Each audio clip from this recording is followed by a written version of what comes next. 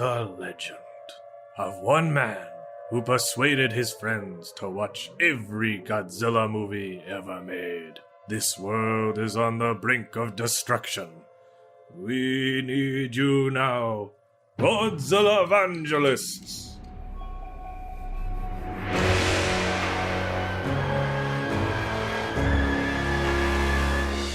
Godzillavangelists, a Geek Stew Network podcast.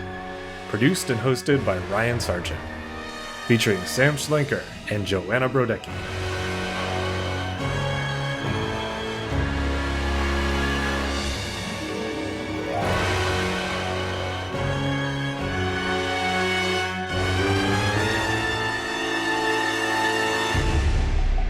Jess, Joanna, what was your experience with fan fiction as a youth? Did you make it? Did you read it, watch it?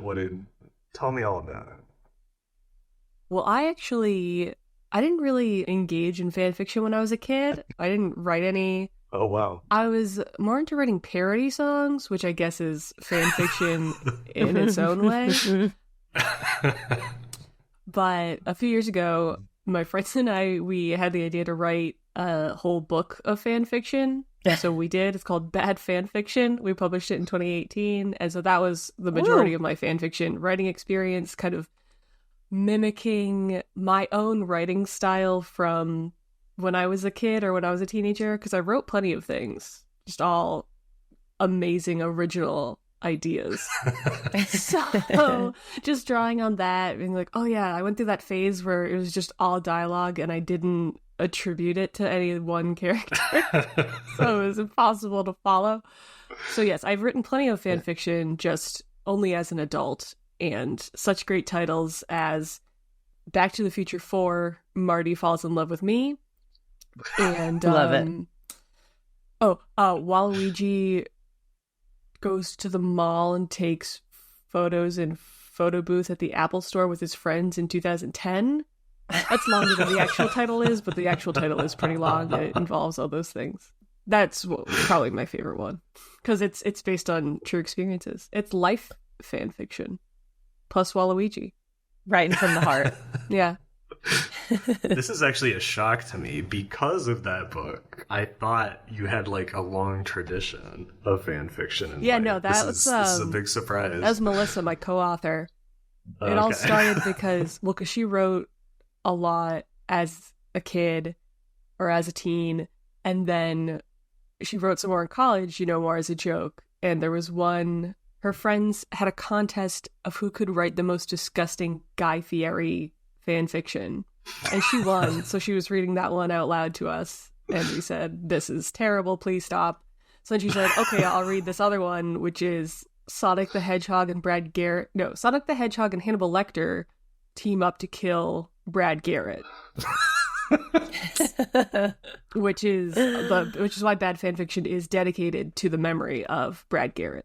Oh, okay. That makes sense. Behind the scenes for anyone who's read it before. And if not, you should go read it or listen to the audiobook. What about you, Joanna? I had no experience with fan fiction, and not probably fully until this month did I take a deeper look at it. I had worked briefly, tangentially, I don't know if it's really fan fiction, but on some things like DeviantArt and Webtoon, but more just like adjacent, working on them. But I don't know, I was too busy singing, playing a little boy in the Music Man 3 times as a child to really have the time to dive in on fan fiction. So were you the little boy in the Music Man? I was unfortunately not the little boy. I was just a little boy in the band about 3 times. And once I played the mother, the Irish mother. So I was around the block in the Music Man a lot. So that took up most of my childhood. But excited to be here today. Similar, like you said, the dialogue thing. I don't think I know how to write it. And mine is mostly all dialogue, because that's all that I know. But again, we will read it with enthusiasm and hopefully some differentiation so people could tell what's going on. And if not, that's fine. You could give it a 0 out of 10. Well, I never thought I would be the one here with the most fan fiction experience. Because I was not looking at this stuff a lot, but occasionally I would be like, I wonder if anyone's written any good Godzilla stories, and I would go look for those. Or the only ship I ever cared about as a teenager for some reason, which was Malin and Link in Ocarina of Time. I would read Malin and Link fanfiction. See, I couldn't have told you what my favorite ship was, except now that you said that, my immediate thought was Buffy and Spike. So I guess it's Buffy and Spike. Or Prince Zuko and myself. And beyond that, I made so many like half-finished fan films, Godzilla fan films, Star Wars fan films. So it was, I was definitely wading in it, if not immersed. But in any case, welcome to Godzillavangelists. I'm Ryan. I'm here with Joanna and today's returning guest, comedy TV writer and my pal, Jess Morse. Woo! Welcome back. Hello. Welcome. Sam can't be here today, but he is contributing some thoughts after the fact. So don't worry, you're going to hear him chime in now and again. We're not going to be able to respond to him, though. No. He'll never know if his bits landed. Just speaking into a void. Yeah. Well, that's, on the other hand, he has no accountability for anything he says, so it's really balanced out. Hello, Godzillavangelists. I'm so sorry I couldn't be with you on this particular episode. I am in my own personal version of that one Godzilla movie where Godzilla falls into a volcano and just stays in there for about a half hour, and everyone goes, "Where's Godzilla?" And then he emerges to continue on with his life. That's me. I'm doing night shifts right now, so I wasn't able to be on the same schedule as anyone else. So sorry about that. I will say that I don't have a lot of personal history with fan fiction. I actually don't think that I've ever read any before, or if I have, it's barely any. I think I can pretty confidently say that the 5 fan fiction stories that I just read that you all wrote add up to more fan fiction than I've read for the rest of my life combined. So I guess I don't know why you're asking me for my opinion on it, but here goes. Actually, I do. One thing, here's my personal fan fiction story, I guess, is that I have these memories of being in 2nd grade, and we had to write journal entries where we were given a prompt every day of the week, where it was like, "Oh, write about, something that your parents told you to do, or your favorite experience with your sibling." And I would always just write Star Wars stories, which the teacher actually called me out on and said, "This was supposed to be about your family, and you just wrote about like Yoda and Obi-Wan having a picnic." And I said, "That is my family." I guess what I'm saying is I do have an experience with fan fiction, so I take back what I said. As you can tell, we're talking Godzilla fan fiction today, fan films, dream scripts, and of course, all the tropey goodness that you love. You guys might be aware of some of the broader Godzilla homages, like Reptar, the Arrested Development episode with the Japanese investors, or the Lungfish level in Psychonauts, just to name some of my favorites.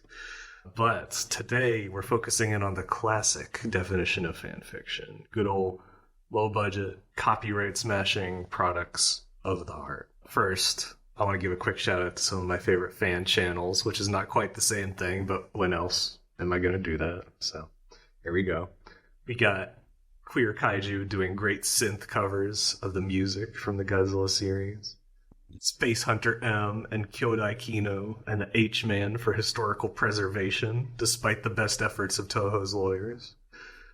Then for reviews, retrospectives, that sort of thing, I gotta start off with our beloved guest up from the depths. And there's also Paper Fins and Zagorudan. And most of them also post Godzilla memes now and then, but Vrano does the most funny stuff. That was a lot, but the totality of Godzilla fan works is even huger. We're never going to be able to cover it all. So today we're talking about just 2 of them.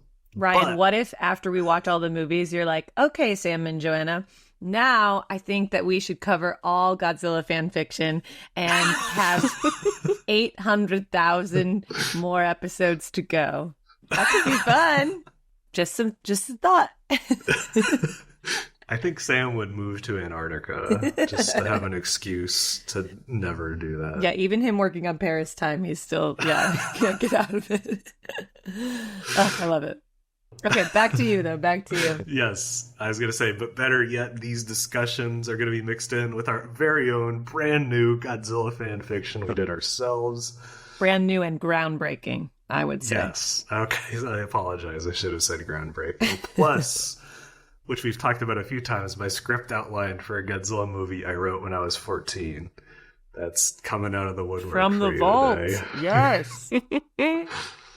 But let's kick it off by talking about maybe the most famous Godzilla fan film, Godzilla versus the Wolfman.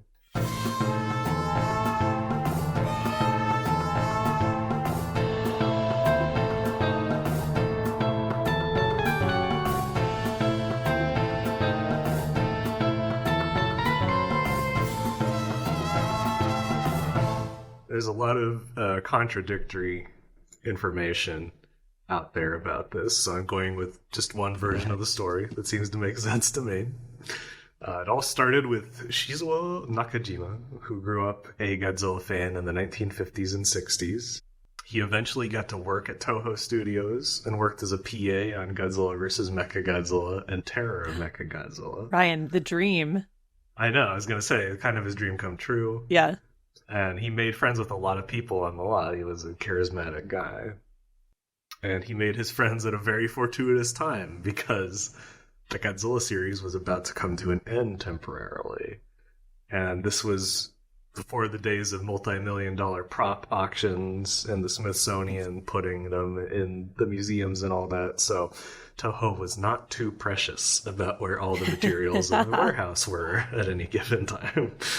So, with the help of his old pals, Shizuo planned his own kaiju masterpiece in the early 80s, Godzilla vs. the Wolfman. Inspired by both Godzilla flicks and the super impressive werewolf movies of 1981, The Howling and American Werewolf in London. Shizuo finally got shooting in 1982, and he not only had help from the very same special effects artists who had made Godzilla movies, but he was able to borrow and reuse actual Godzilla suits and props, which you saw there What? in the movie. Made in bits and pieces, totally without official Toho backing or permission. He stopped shooting in 1983, although it's unclear whether he got everything he wanted, ran out of steam, or if Toho, because they were planning to make a Godzilla movie the next year, finally took notice of the little film that was stealing all the stuff from their warehouse. Where's my Godzilla suit? Yeah, wait, do you know how he originally got funding for it?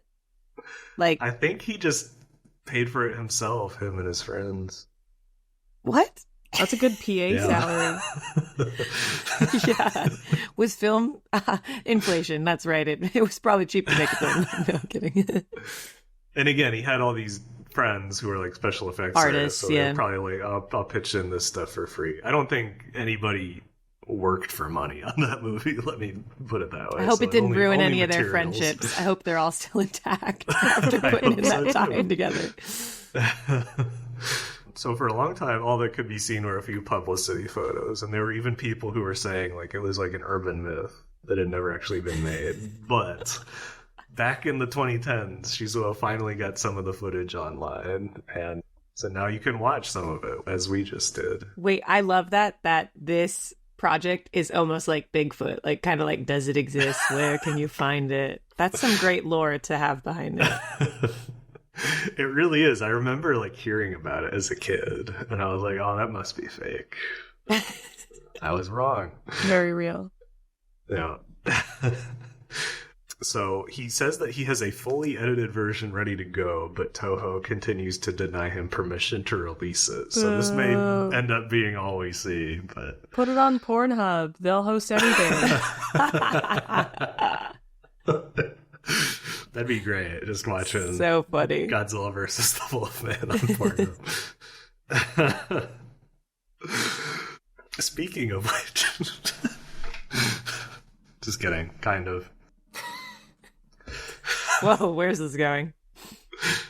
So, allow me to refresh your memory of something, Joanna. And Jess, you probably have not seen this unless you've happened to listen to this episode. The whole idea for this fanfiction episode originated when we did our Godzilla vs. Mechagodzilla episode, and I'm going to play you guys that moment. And I actually misremembered certain things about it, but what I'm about to read will make sense once you hear this. All right, okay. So here it is, the clip from the episode. My final point before I come to a closing is I love how everyone was so chaste in the death sauna. Even when they were dying, they wouldn't even take their jackets off. They wouldn't take any clothes off whatsoever, even when it would have prolonged their lives for a few more minutes. Jesus. I know it would be unlikely in a Godzilla movie to suddenly cut to them, and then all three of them are full frontal naked. But imagine how memorable that scene would have been. You save that for your fan fiction, Mr. Man. Oh yeah, this is for sure what the fan fiction is going to be. It's going to be about the death sauna. Actually, you know what? That does sound like a fan fiction setup. Oh no, what have we done? Dun, dun, dun. It's like the only one bed trope, except it's like we're in the death sauna. We have to take our clothes off. Exactly. They were being scalded to death by steam jets and heat lamps. So, allow me to read the first fan fiction of the day. The Death Sauna. Where had it all gone wrong? Professor Hideto Miyajima was a brilliant robotics expert, a heralded speaker, and a cherished father. But it all went downhill fast after he got drunk at a bar, went cruising, and picked up a charismatic stranger with a green facial scar. His reputation, his job security, his family, all threatened in an instant. This is, of course, because the stranger was Kurunuma, a spiny, green-faced ape alien from a world beyond a black hole. No! He kidnapped Professor Miyajima and his daughter Ikuko to blackmail him into repairing their secret weapon, Mechagodzilla. This all makes perfect sense so far. Yes, Yeah. This is all in the movie so far. Yeah. Except for the bar backstory. When dashing young Masahiko attempted to rescue them, he too was imprisoned. Seeing no other option, the poor beleaguered professor agreed to help with the repairs and get Mechagodzilla back in working order. But things were about to get even worse. As soon as the repairs were finished, the dishonorable Kurunuma tossed the 3 captured humans into a fiendish death trap. No. Help! They found themselves in a sealed room made of steel and brick. A bulletproof glass window allowed their sadistic captors to look in on them. For a moment or two, the delivery of their demise was unclear. Then, vents hissed to life, pumping in sweltering hot steam. Heat lamps blazed, casting the room in an ominous red glow. Professor Miyajima's neck prickled with fear. They would be slowly, horribly cooked to death, as with the infamous brazen bull of legend. And here's where... Wait, who's legend? You never heard of the brazen bull? No. It's like a Please describe. Okay, it's like a Greek myth thing, legend thing, where this king asked his scientist, engineer, to develop a new His method. Daedalus? Yes, to develop a new method of execution.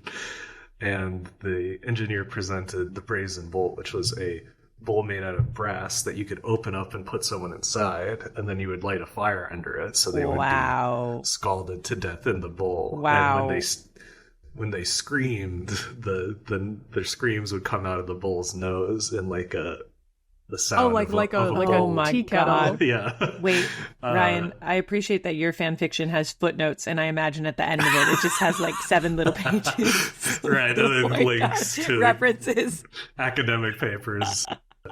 But yes, the king was so disgusted by oh my god, how horrendous this was that he put the inventor in his own brazen bowl. He was the only person killed him. Wow. God. Well, So I don't that's know. the story Maybe of the brazen bowl.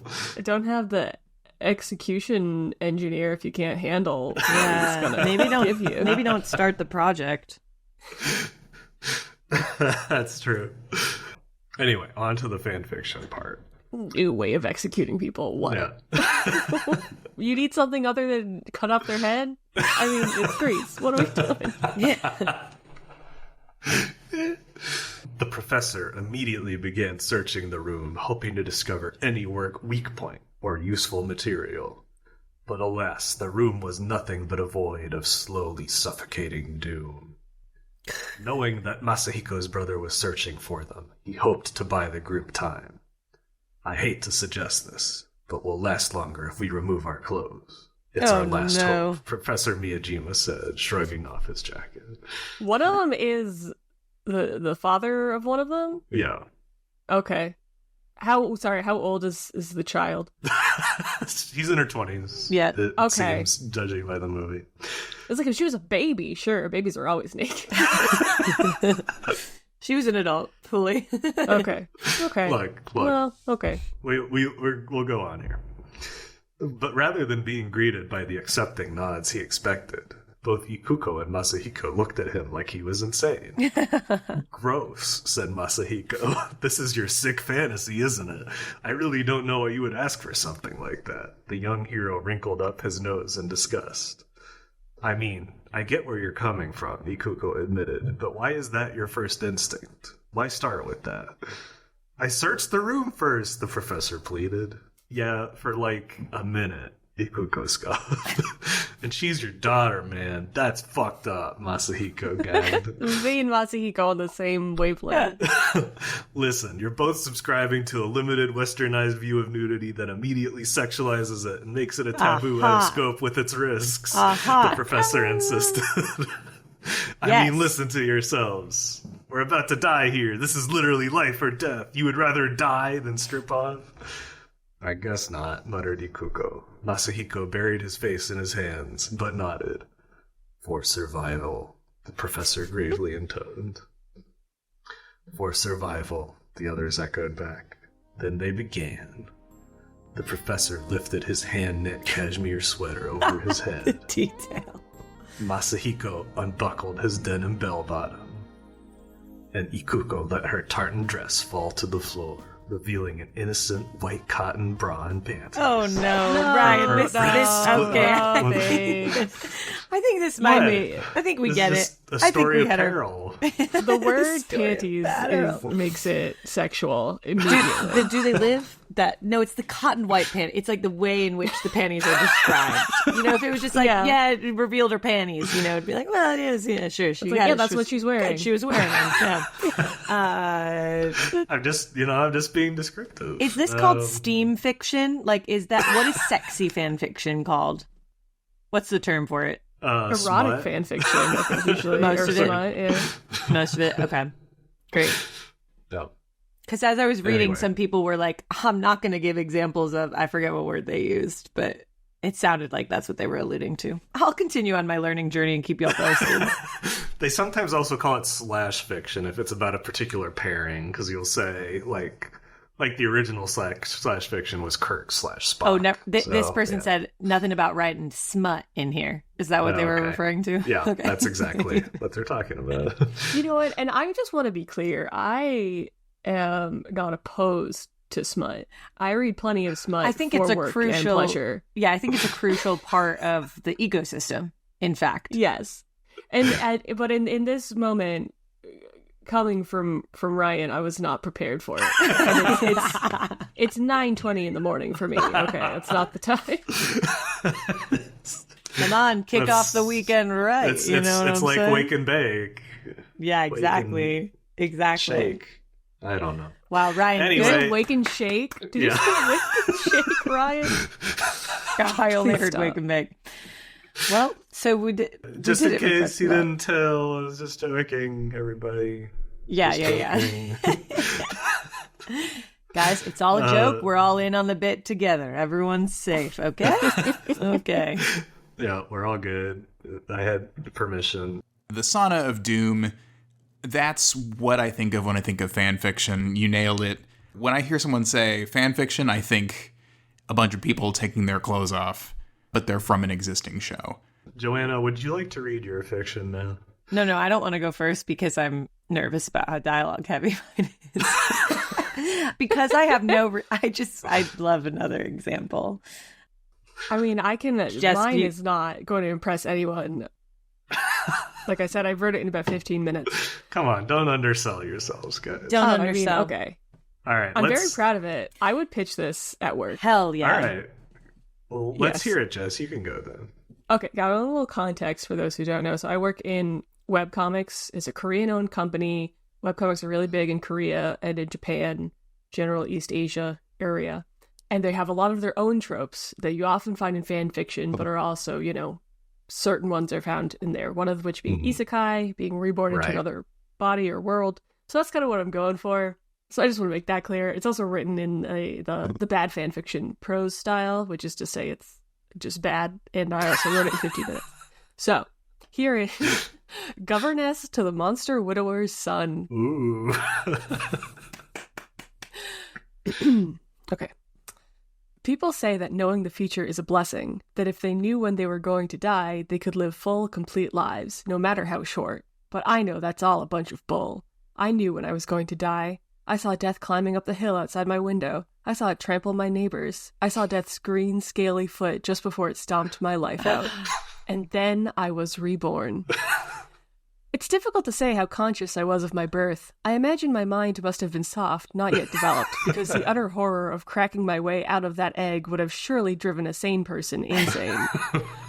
But at some point after that, as I crawled around the island on my dozens of legs, I regained my human memories.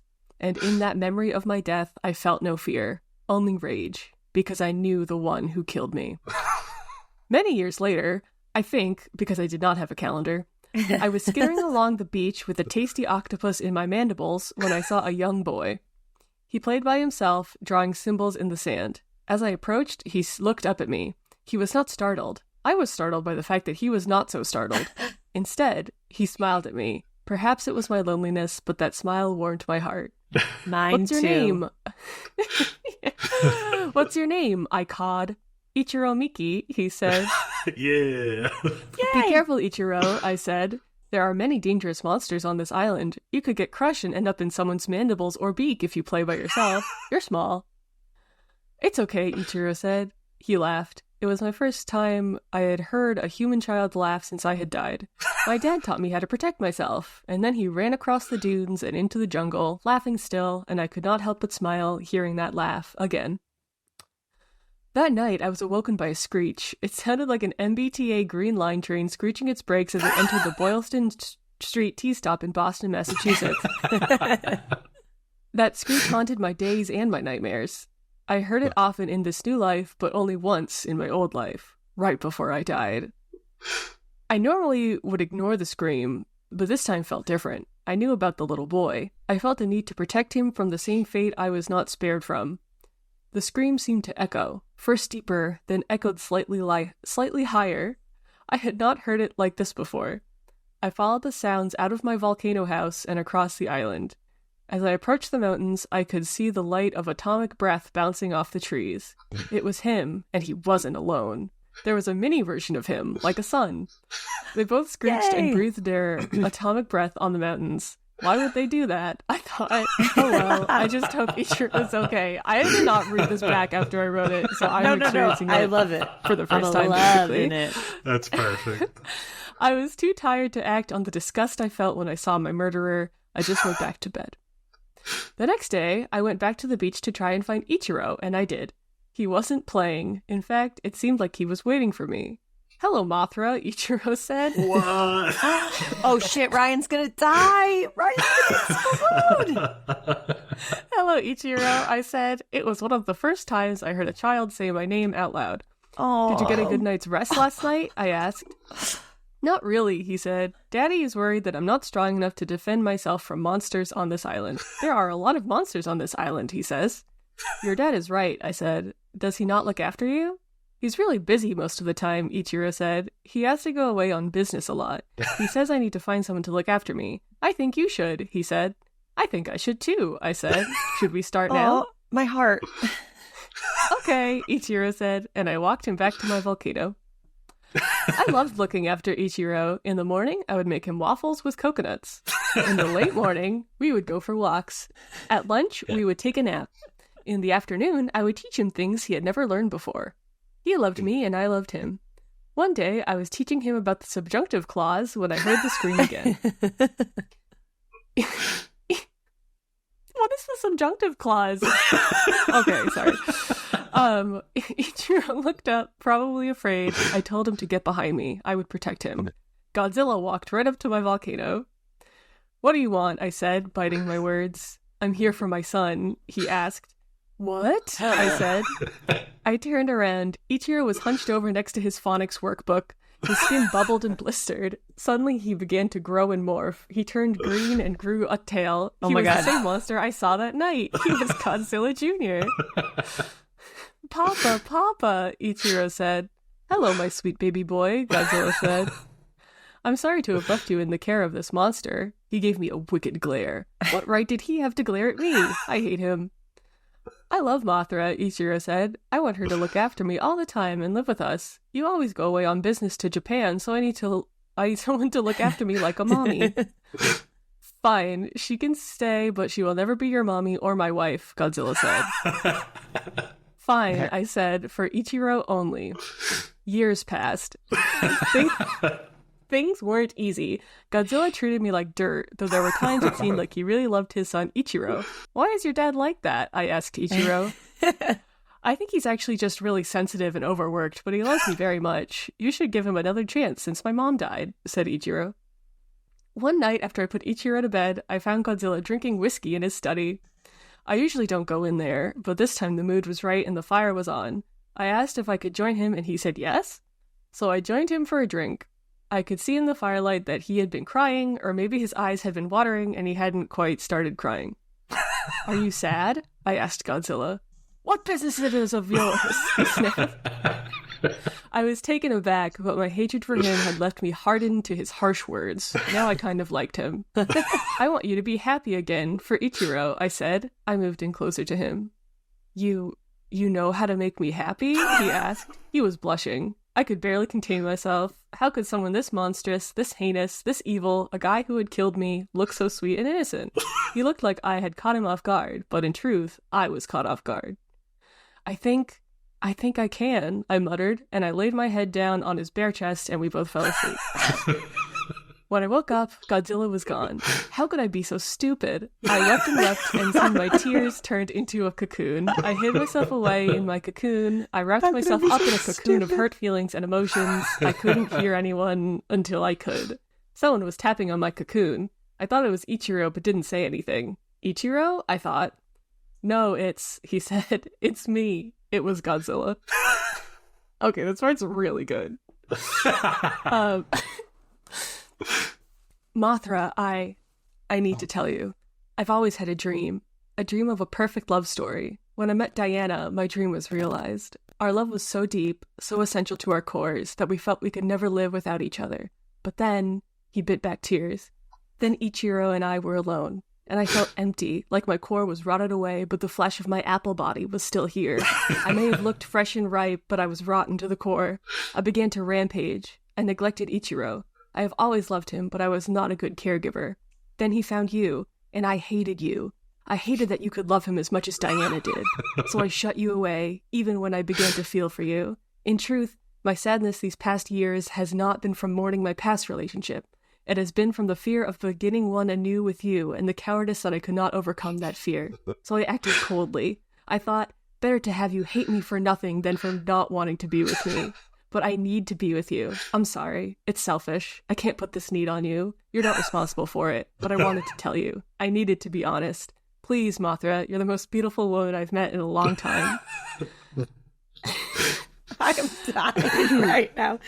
Oh my god. Okay, keep going. His words lit a rainbow in my heart. I couldn't stand to be hidden in my cocoon any longer. I scratched and clawed my way out.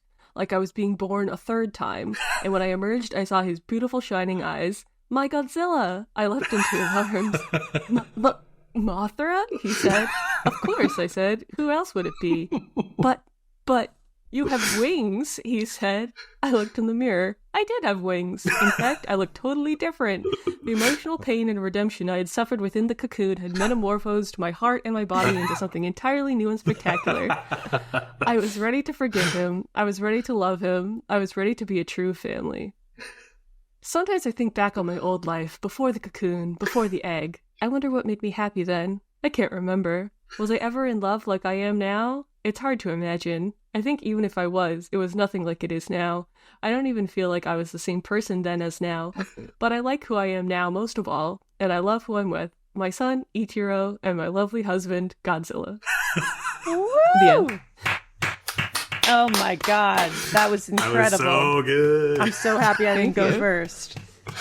His words lit a rainbow in my heart. Wow.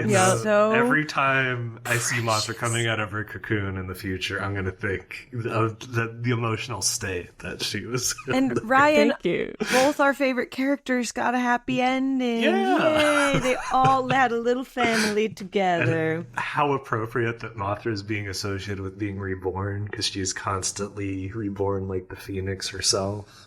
Yeah, Amazing. there's so many layers to this story. Oh, yeah. Powerful. And now you I farted out. finally solved the question for me of, is Godzilla a good guy or a bad guy? Now I know he was just heartbroken. That's why I had to kill all those people. But now he's going to be better.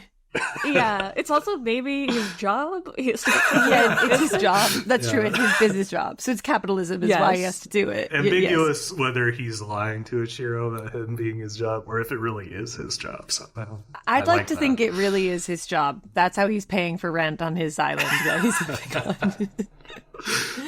Wow, that was really fun. What, can we get a little backstory on how this idea blossomed into being?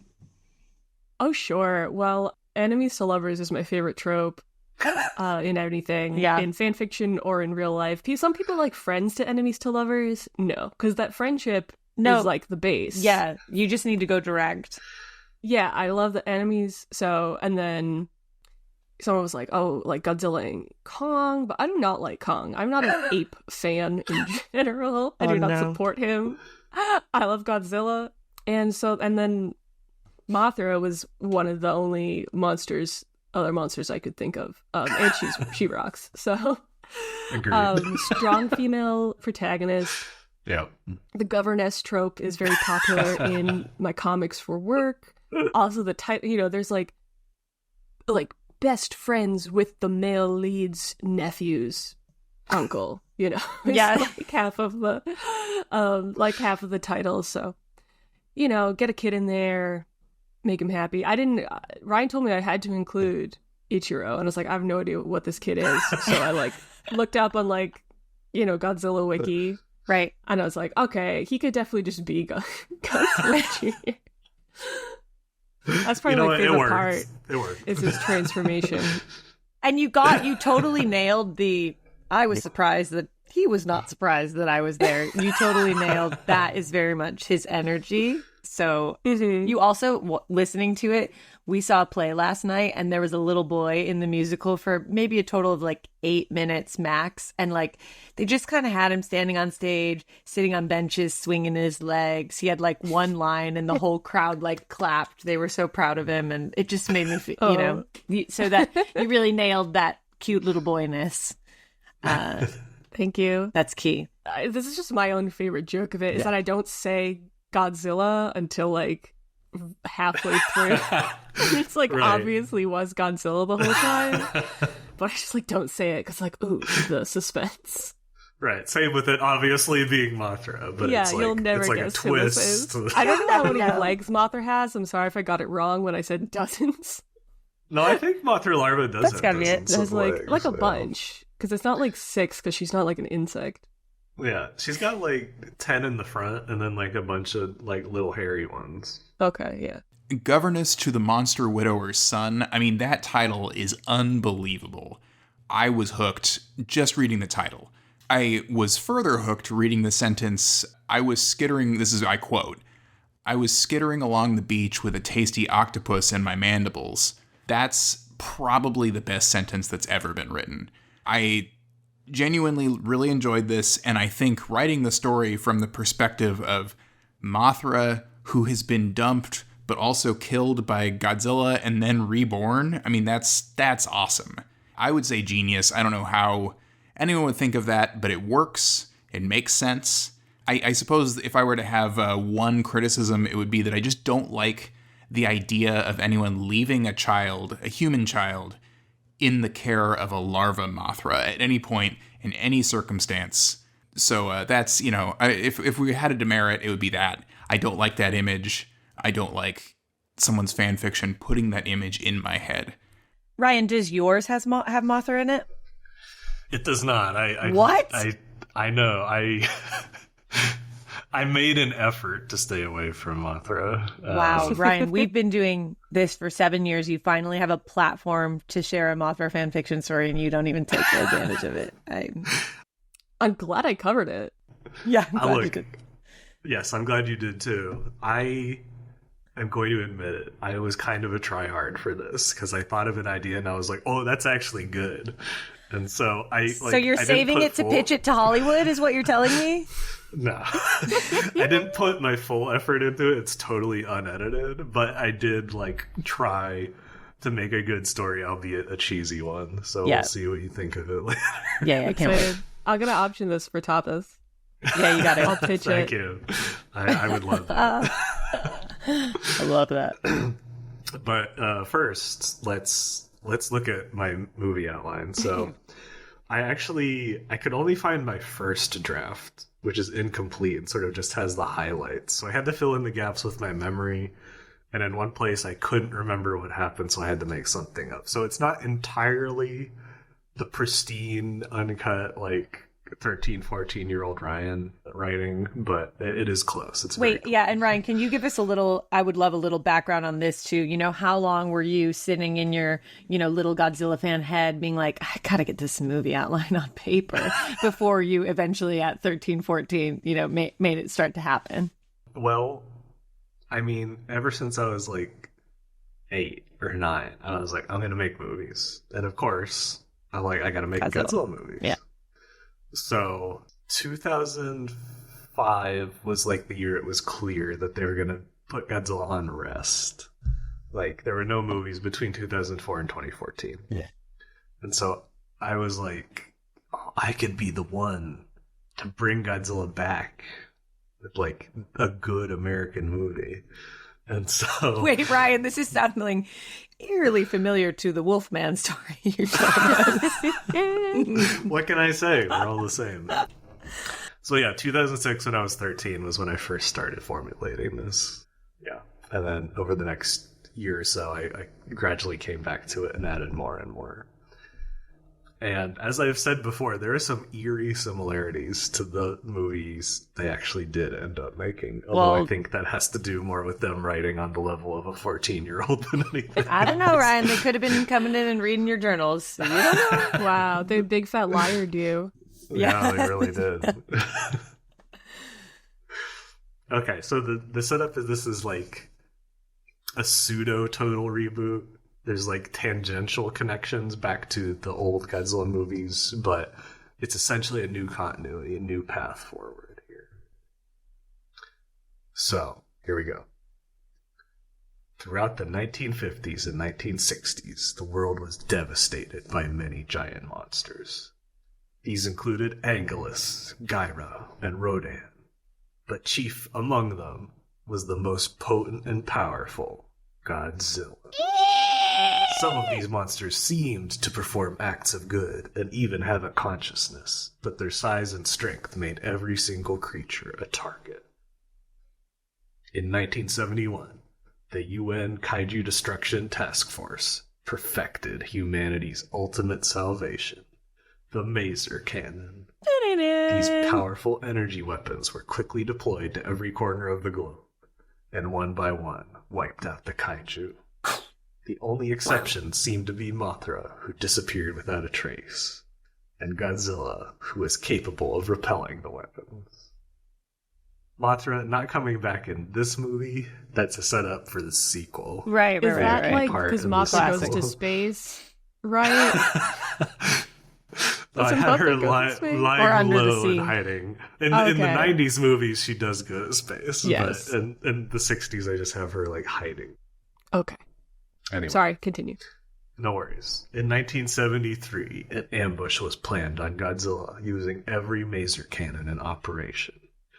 After a fierce and difficult battle with many losses, Godzilla was riddled with deep wounds and sank into a deep ocean trench. He was presumed dead, but without the submersibles capable of diving deep enough, there was no body to prove it.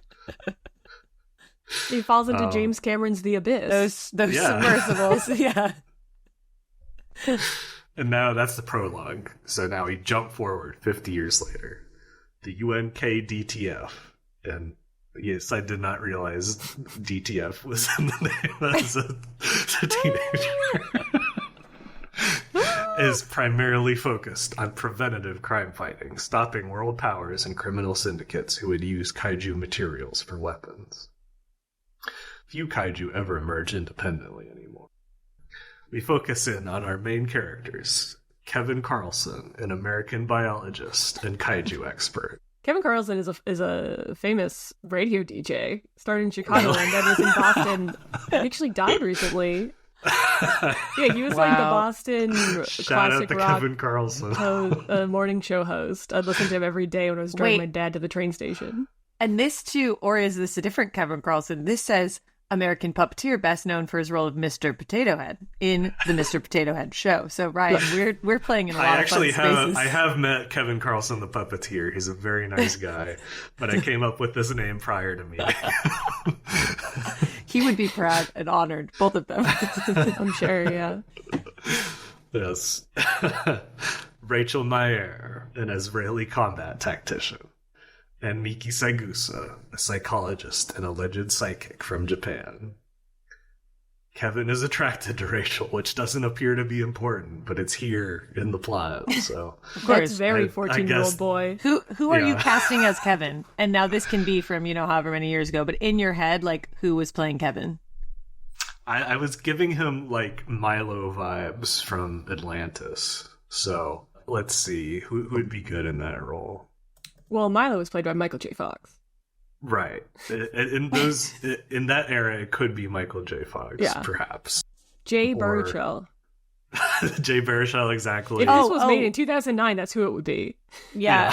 Now, what about that guy? He's British, and he was in The Crown. He just kind of looks like this guy, but maybe not the same vibe. Matthew something. Anyways, we've got time to get our pitch in order. Rachel Mayer, Natalie Portman, of course. Of course. Obviously. That's a very 14-year-old boy in 2000. Yeah. In any case, whatever comes of that subplot, they are part of a long-planned raid on the private island of billionaire Martin Price, who is suspected of resurrecting a kaiju. Oh, Price, no. a veteran of the kaiju wars, purchased a large island in the Infant Island chain and has paid off the local government to stay off his back. The And can UN you... Is Jeff Goldblum playing the billionaire? Or who is? I would love if we could consider him. Please.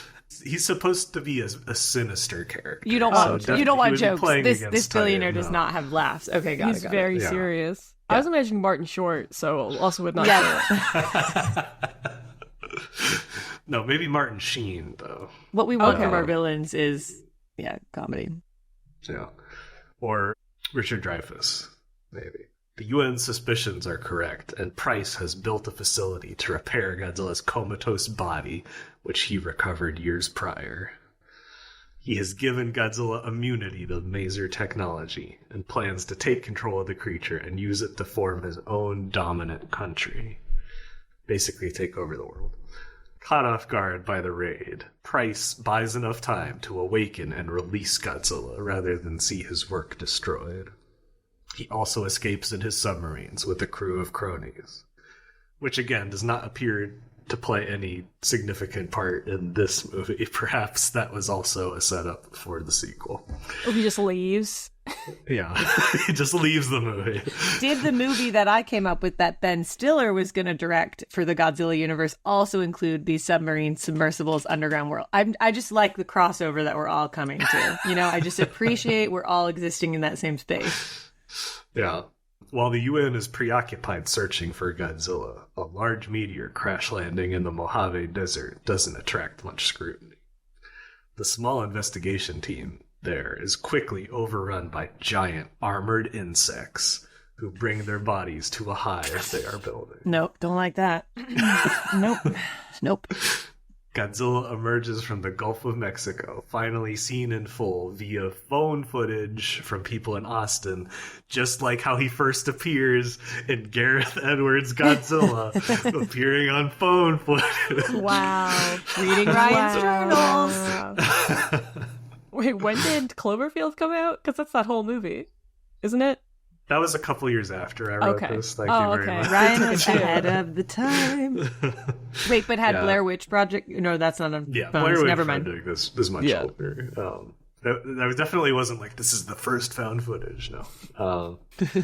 But I was just like, that would be cool if you saw totally it like from the ground. Man. That's totally what would happen. Godzilla is on a direct path towards the meteor, which Kevin tries to convince his superiors is important. Instead, the U.S. attempts and fails to kill Godzilla using an experimental new maser in Las Vegas. So the battle would be on Las Vegas Strip. Just picture nice. this. Yes, That's good. yes. Sick. However, a wounded Godzilla does change course. A gigantic insect kaiju resembling a Hercules beetle attacks Phoenix, gathering up as much organic material as possible into a pouch on its abdomen. So basically, like scooping up people, like a little bit Nope-like, actually. Sorry, I have to ask: were you imagining this as CGI or costumes? Yeah, as a mix, it's going to be a hybrid. Okay. Great. So, also, as you'll soon see, I was also heavily inspired by Aliens, which was one of my favorite movies at the time, and it still kind of is. So anyway. However, mid-rampage, a second dragonfly-like insect appears, and the two monsters seem to battle in the air before disappearing from sight. The underfunded UNKDTF, why did I do that, is torn between the two kaiju incidents and unable to properly follow up on both. A small team finds Godzilla at the Yucca Mountain Nuclear Waste Depository, feeding on the radioactive materials. Now here's the thing. In those days, they were like, it's going to be open any year now. The Yucca Mountain Nuclear Waste Depository, still not open. Oh, that's a real thing. Radioactive materials have been put there yet. But, wow. Speed it up. In my version, yeah. Ryan, you really did your research on this. Did they build the bullet train in your version? I would live in that world, even if Godzilla's there. No, unclear. So anyway, Godzilla's there, feeding on the radioactive materials. Although our main characters, based on Godzilla's past and present behavior, believe that he can be used to battle the insects, their superiors dismiss this and plan to bury Godzilla in an explosive trap while he is distracted. Discouraged, our main characters split off on their own in a helicopter. Miki is able to make eye contact with Godzilla, temporarily psychically connecting. She is able to see the deep loneliness and anger inside Godzilla, but knows he is not evil. She warns him about the trap before the connection is broken, and Godzilla escapes just in time. Meanwhile, maser cannons assault the insect hive, but they find it is almost entirely empty and appears to tunnel many miles away into Los Angeles. Los Angeles! Oh my god, it's that's the finale. What's that movie with the volcano and the earthquake? It's that the one with the rock. Dante's Peak. Maybe? I don't remember. Sorry, Okay. keep going. Anyway, the main characters follow Godzilla to Los Angeles, where he intercepts another attack by the Hercules insect, which is now bigger and can fire off bolts of bioelectricity from its Classic. horns. Godzilla monsters are always now bigger. Yes. Our trio finally convinces the UN that Godzilla is a lesser threat, and they focus fire on the smaller bugs protecting the Hercules. Again, a plot point in the 2014 Godzilla. Right. With his opponent now alone, Godzilla is able to overcome it and rips its horns off, tearing its head apart. During the battle, however, Rachel discovers a horde of insects protecting the dragonfly insect, which has become a titanic egg-laying queen. No. Back in Phoenix, the bugs weren't fighting, they were mating. Also a plot point in the 2014 Godzilla. Wow. It's all coming back to me now, that 2014 film. You included Yan Mega in yours as well. Yes. Well, Yan Mega is actually based on a Godzilla kaiju, so... Oh, okay. Anyway, seeing that Godzilla cannot figure out the location of the queen, Rachel and Kevin quickly improvise projector missiles that depict images of Godzilla's home island as described by Miki. Godzilla follows the projections into the tunnel, and with the UNKDTF's help, defeats the queen, dealing the death blow by prying her jaws open and firing his nuclear breath down her throat. A favorite just move as of ours. in the 2014 Godzilla. Wow. The UN warily lets Godzilla return to the ocean. At Kevin's recommendation, they take over Martin's facility as a new base of operations to face kaiju threats in cooperation with good kaiju. And that's the ending, guys. Amazing. That was really good. I love that you stuck to having a long acronym that had to be used for the team name. Always very important. I love that, Kevin, right? That was his lead. Just Kevin, It's just Kevin. Wait, sorry. When you watched the 2014 film, were you a little pissed? I was pissed for a lot of reasons. I got a stress headache watching that movie. But yes, I was noticing. I was like, what the fuck? Like, I came up with all this stuff. You're like, why the fuck? Yeah. Amazing. That's, it's getting the underfunded kaiju fighting. That's Pacific Rim. Yeah, Guillermo stole from you. It's just... Exactly. I'll forgive him, though. He's my buddy. You'll allow him to pass. Yeah, I give him a pass on that one. I love that. I also love Vegas, I gotta say. That's something we haven't seen before. And with the lights, I think that it would really be pretty spectacular. I don't know why no one's taken advantage of that yet. No. We haven't seen Godzilla in Vegas. We haven't seen him in Los Angeles. No. I feel like he's always fighting in the desert, like in Japan or like in the original movies. That's just like where they put him. They're like, yeah, he's in the suit, he's in the sandy area, and here we go. So he could crush like a solar farm. I know. I was not thinking. I was like, oh, if you put him in the Southwest, there's not that many tall buildings for him to crush. But whatever. We jump from city to city. Yeah, but also in Vegas, you got the Eiffel Tower, you got the Empire State Building. You have a lot of fun call-outs that you can make. Exactly. Yeah. You gotta have, and I don't know if they have them in Vegas, but like on Hollywood Boulevard, they've got like the guys in the costumes. So you have to have like, the guy in the Godzilla people dressed costume. as Godzilla. Right. Yeah. It's like, oh shit. Yeah.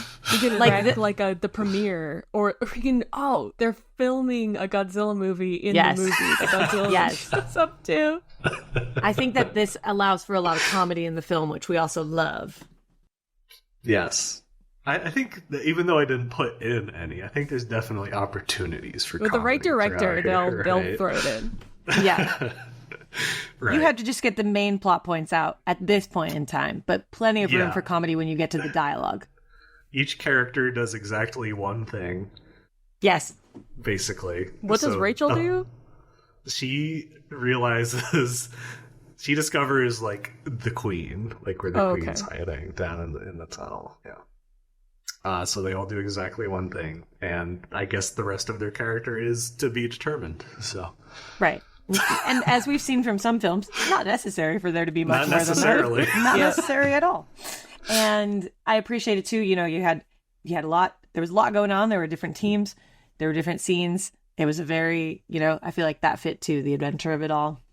Like it felt Thank you very much. Yeah. I'm proud of myself for putting of the three main characters, 2 of them are women. Yes, exactly. Do they talk to each other? Presumably, if they're on the same team, that would be pretty bizarre. If they You never know. About something other than Godzilla? No, they're allowed to talk about Godzilla. That passes. Passes the Bechdel test. Technically, because the original Bechdel test is talking about Alien. So if the Alien counts, sure, we'll talk about Godzilla. Is the alien not female? In the original movie, Alien has indeterminate gender. All right. So. But he's like, I mean, he is like a penis monster, basically. Yeah. He's like, I'm going to implant you. Okay. Anyway, let's talk. I've seen Alien. I have not seen most of the Godzilla movies. I've not seen Aliens.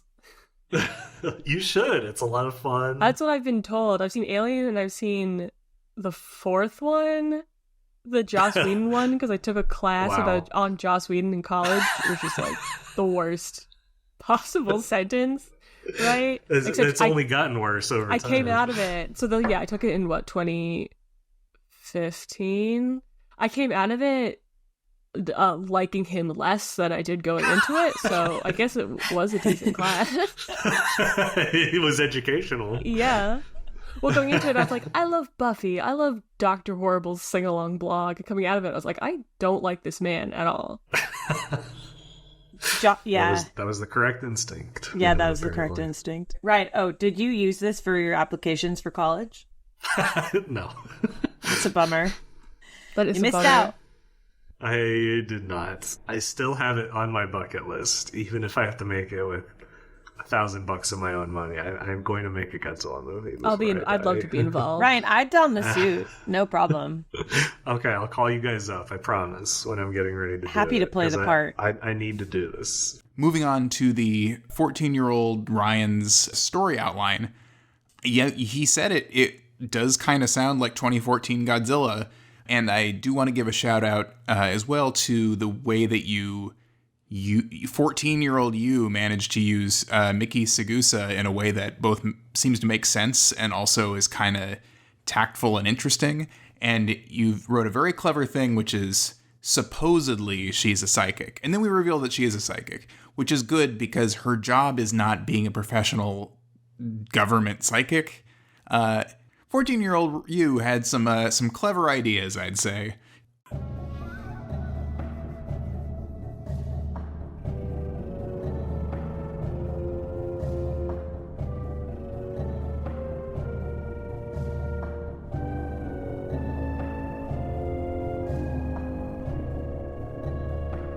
Next on our list of famous Godzilla fan works is a play written by Yasuhiko Ohashi, simply entitled Godzilla.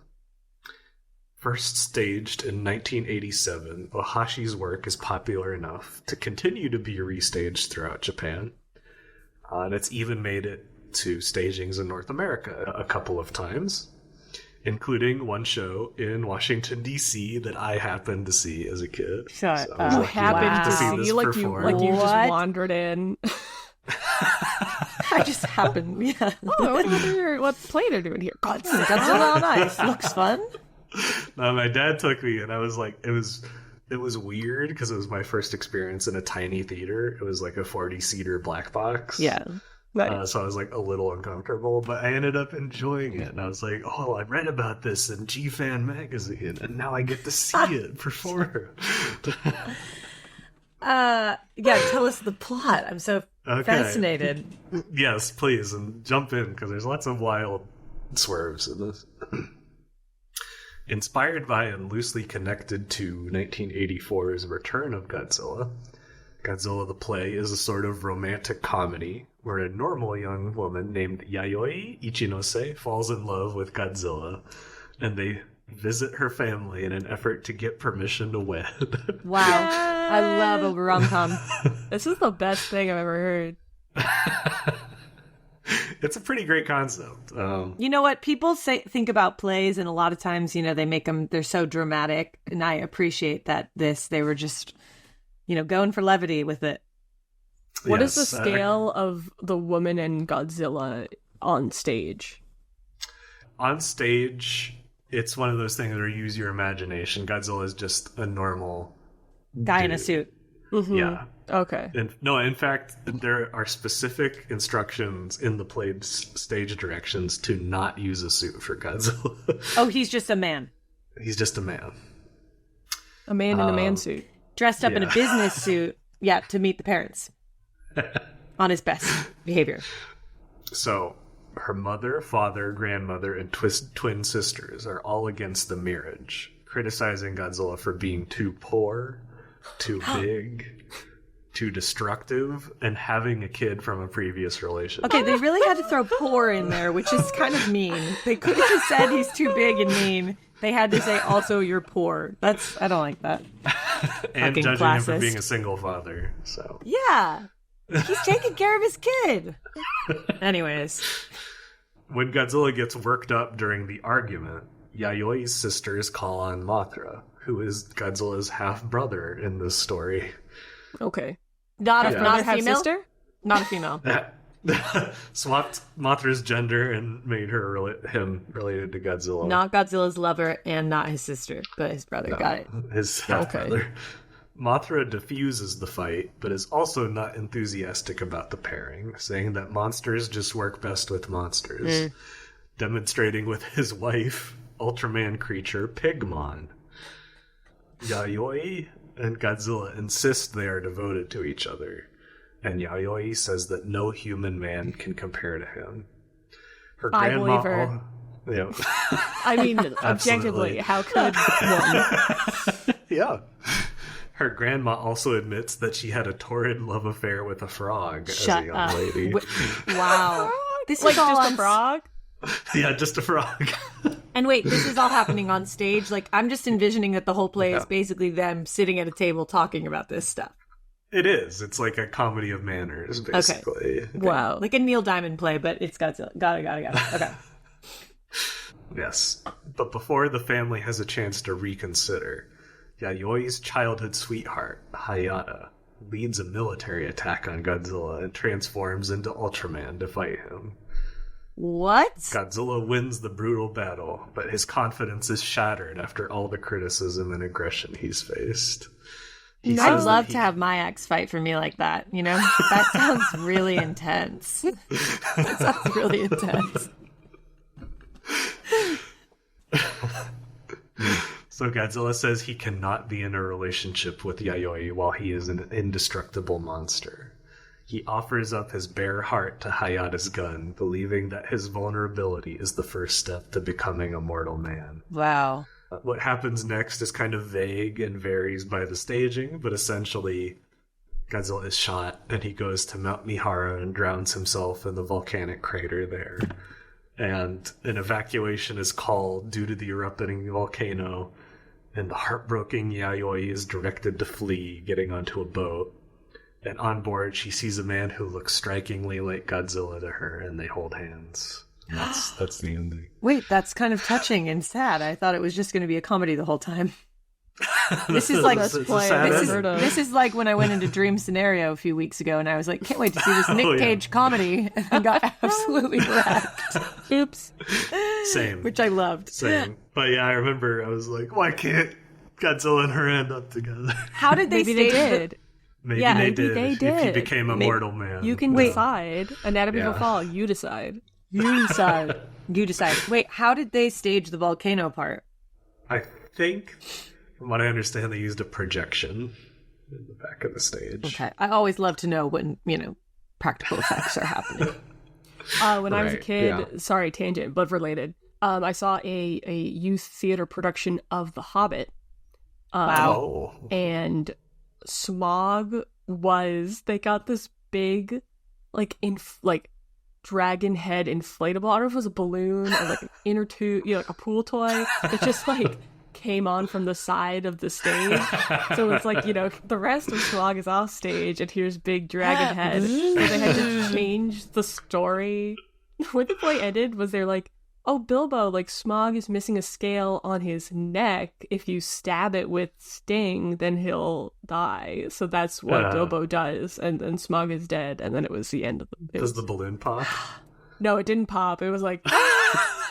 you guys see the stagehands, sometimes, and they, pulled it back off stage. I gotta That's say, cute, though. I love live theater. It's so fun. I could tell from how many times you were a boy in The Music Man. Exactly. Exactly. A classic too, I was on a show once and there was a gun that was supposed to kill someone and they like shot it and the sound didn't go off and it was like 3 seconds of like, do we fake dead? Nothing happened. Wow. A friend of mine was in a play and he was supposed to have a gun. No, he's supposed to have a sugar glass bottle, right, to smash over somebody's head. Yeah. But he it was like lost when he was about to go on stage. So he goes out, it's just like, yeah. Oh my god.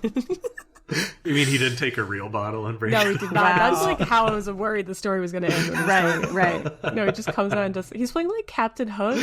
I don't know. Brilliant. Oh, that would make sense. That He's makes like sense. 22. Oh, like what is happening? How are you in this play? Like I don't even know how it ended up. Okay. Right.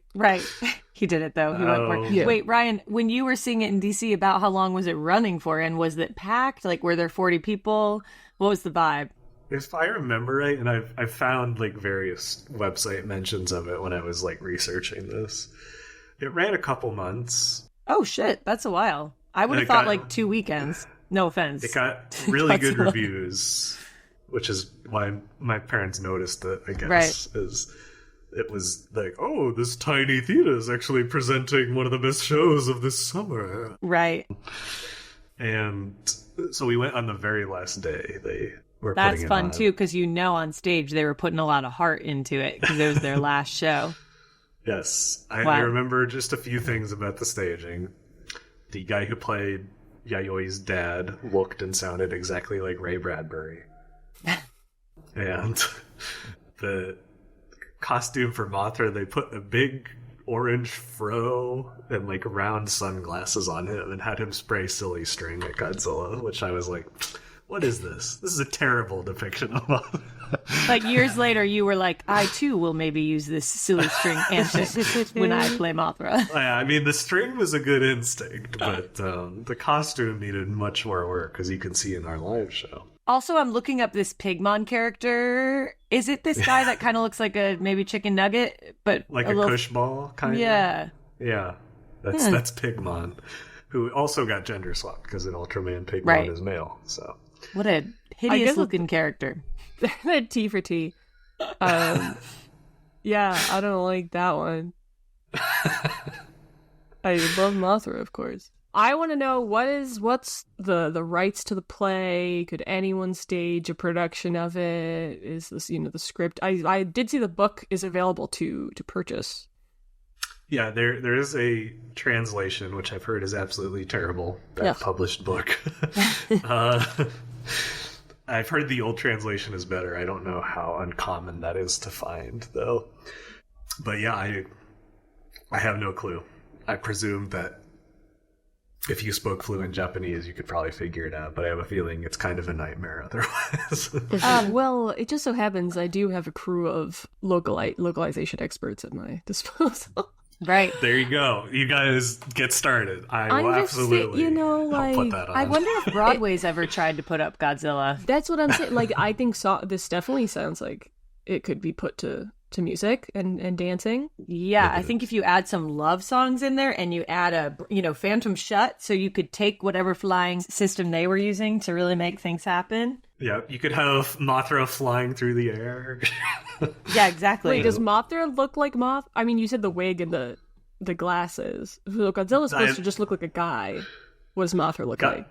Yeah, I don't know if they ignored the instructions or if they thought it would be okay if they did it lightly, but in my production, I remember they did do something with the Godzilla actor. I think they spiked up his hair and they gave him like a tail to tote around. That was his limited costume. I'm kind of envisioning the musical presentation of this show to have kind of a Cats vibe, where they're like loosely, they've got costuming, but they're human, but they've got costuming, and the songs, can break your heart if done well. Yes, it definitely has the potential to hit hard. As I said, as a teenager, I was like, this is good. This is good theater. Yeah. Top-notch stuff. Get them a Tony Awards. I love it. Part of what made me uncomfortable was at the start of the show, they did like a fake Japanese game show to warm up the audience. And they had people come up and do karaoke. And because we were the only 2 kids in the crowd, like 2 of the 3 people they had do it was me and my sister. and my sister was like 10 years old, and they forgot that the third song was Super Freak. So it was like a literal Little Miss Sunshine moment. Yeah, exactly. Right. That's literally, yeah. Yeah. I love that game show stuff. Anytime my sister-in-law, anytime it's like a birthday, at their wedding, anything, she's from Japan, she always wants to play the game where you like fill some stuff with sweet, but then like one or two of them are filled with wasabi and you don't know who. And we play a game where the kids have to guess who got the wasabi one. Really fun. I highly recommend it for everyone. And I've never lost it. So I'm very happy. Does that mean you've never gotten the wasabi, or you always know who has the wasabi? Yeah, I've never gotten the wasabi. Thank God. All right, here we go with my personal reading of my fan fiction, Ichiro Reborn. Miki Ichiro? The receptionist called. Ichiro, a young man with a nervous face, stood up and followed her directions to a small, dirty conference room. A little man waited there, impatiently tapping his foot and puffing on a cigarette. Ozama-sama, thank you for meeting me, Ichiro said, bowing deeply.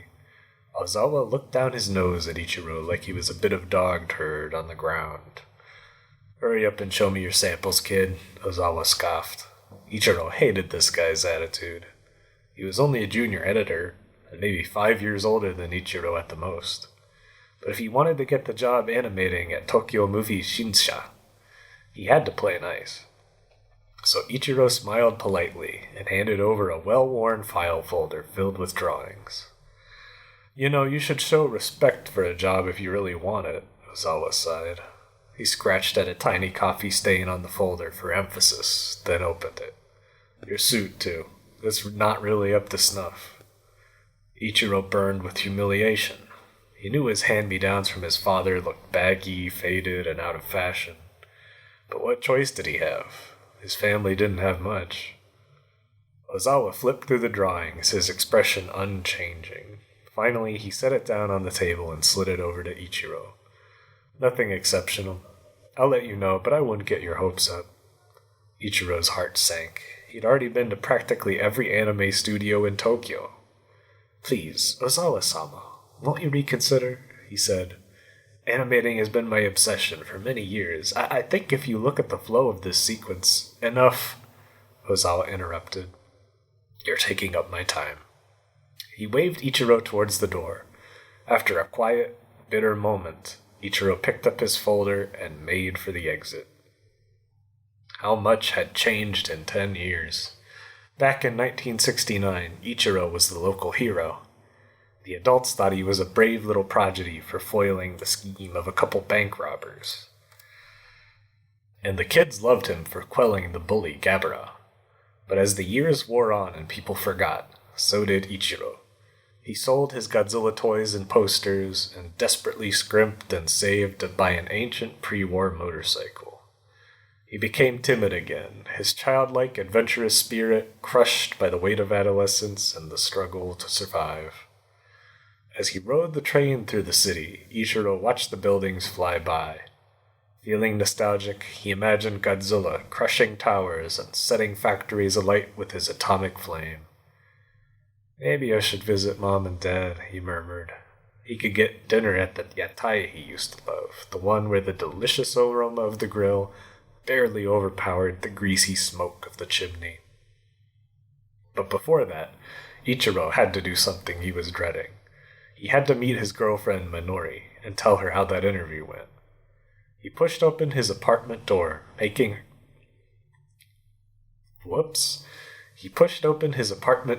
finding her making meager stacks of 100 yen and 1,000 yen bills. She looked at Ichiro and gave him a weak smile as he came in. We have just enough to cover next month, she said. But that's it for our savings. How was your interview? Ichiro hesitated. It doesn't look promising, he mumbled. Minori looked at him in surprise. But my uncle showed your work to the studio director. He introduced you. It seemed so sure. What happened? I didn't talk to the studio director. Well, then who did you talk to? Some guy, Ozawa. He's a storyboarder or something. Minori scoffed. Or something? You didn't press him? You didn't ask to see the studio director? Lay off me, damn, Ichiro protested. You don't know how it was.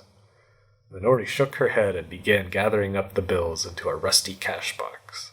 There's always some circumstance, some obstacle, some hard-ass who gave you a mean look, and you quit. Well, what do you expect me to do? I expect you to make an effort, to present yourself proudly, because right now, I don't know how much more I can take. Minori got to her feet and slammed the cash box closed with a loud clank. What do you mean by that? Ichiro said. I mean, you hardly bring home any money, you hardly draw anything new, you hardly seem excited or interested in anything anymore, not even me. Minori gathered up her purse and keys and began putting on her shoes. You want a guy with more money? Minori sighed with exasperation. No, Ichiro, I want you to be the man I know you can be. She stood up and gave him a pitying look, then poked her finger in the center of his forehead. I know there are wonderful things up there. It's just past time you put them on paper. Minori pushed past Ichiro to the door, but he lightly grabbed her arm. Wait, please don't leave. I'm just going to work early. I'll be back, she grumbled, freeing her arm and turning the knob. But don't wait up. As the hazy sunset cast pink and orange waves over the skies of Tokyo, Ichiro found himself on the train once again, riding a very familiar route to a very familiar place. With the golden hour tinting his vision, Ichiro approached the apartment building he had grown up in. Its paint had grown even more cracked and faded in the last 10 years, but it was unmistakable. Walking into the lobby, climbing the stairs, every step echoed with memories. But the most familiar vision of all arrived when Ichiro unlocked the door and found the apartment empty, dark, and still. Of course, he laughed to himself. Of course neither of them are home. He flicked on the lights and tossed his folder onto his dad's easy chair. Ichiro, a wizened voice said from behind him. Ichiro turned and smiled as soon as he saw the speaker. A hunched old man with a gray goatee, peering over a pair of half-moon spectacles. Minami-san, Ichiro said, impulsively hugging the old toy maker. Gunpei Minami had practically been his third parent, his caretaker during those many lonely nights when Mom and Dad had to work late. Realizing his faux pas, Ichiro backed off bashfully. Sorry about that, he added. No, it's fine, Minami laughed. It's good to see you around again. He pointed to the empty apartment. Your mother had to take your father to the hospital again, but they gave me a call. It's nothing serious. He patted Ichiro on the back. So please don't look so worried. Oh, it's not that. I've just had a lot on my mind. Well, you know what used to help you sort through things, Minami cackled. He leaned into his apartment and rushed back out with a colorful plastic toy in his hands. You would always love giving my new toys a try. Ichiro smiled despite himself, picking up the contraption. What is this? It's a body-swapping machine. You put the man in here. Minami set a tiny figure of a normal young man inside a transparent, cylindrical chamber. And now you press this button. With a click, the toy begins flashing red and blue lights and blaring weird synthetic tones. The chamber rapidly spun before all the chaos came to a halt. The chamber now displayed a tall green monster, roaring proudly. It's very charming, Ichiro laughed. Yes, transformation is all the rage these days, Minami nodded. The kids seem to want robots or superheroes, but I just couldn't resist making it a kaiju. He elbowed Ichiro and winked knowingly. Ichiro smiled again and offered the toy back to Minami. No, please hold on to it for a bit, he insisted. Maybe you'll think of a good idea from your younger days. Okay, I'll see, Ichiro said. Would you like to go down to the yatai and eat together tonight? Minami scratched his head. My doctor tells me to stay away from fried food, but sure, why not? Just knock on my door a bit later, when you're ready. Minami patted Ichiro on the back again and shuffled back to his room, giving a wave as he went. Ichiro walked into his old bedroom, staring at the toy. He had made some important realizations as a kid, playing and imagining his journeys to Monster Island, and he felt even more stuck than he ever did back in those playful days. It was stupid, but maybe, just maybe, Ichiro sat down in his closet, still clutching the toy. He shut his eyes and tried to block out the sounds of the city, instead searching for the rush of palm trees and the roars of distant creatures. Calling Monster Island, he repeated, an involuntary tear forming on his cheek. And after a moment, he was there. No longer in a tiny closet, but secluded in the crevice of a dark mountain at the peak of Monster Island. To his shock, Ichiro stepped out into the open, taking in the grand majesty of the island from above. He was stunned. The warmth, the light, the sulfur in the air, it all felt just as real as it did when he was a child. Just then, crashing through the forest below came Angelus, his spines and fangs glinting in the bright sun. The quadrupedal monster at first seemed at peace, foraging for mushrooms in the earth. But a loud, piercing screech cut through the air. It sounded familiar, and yet totally alien and horrible.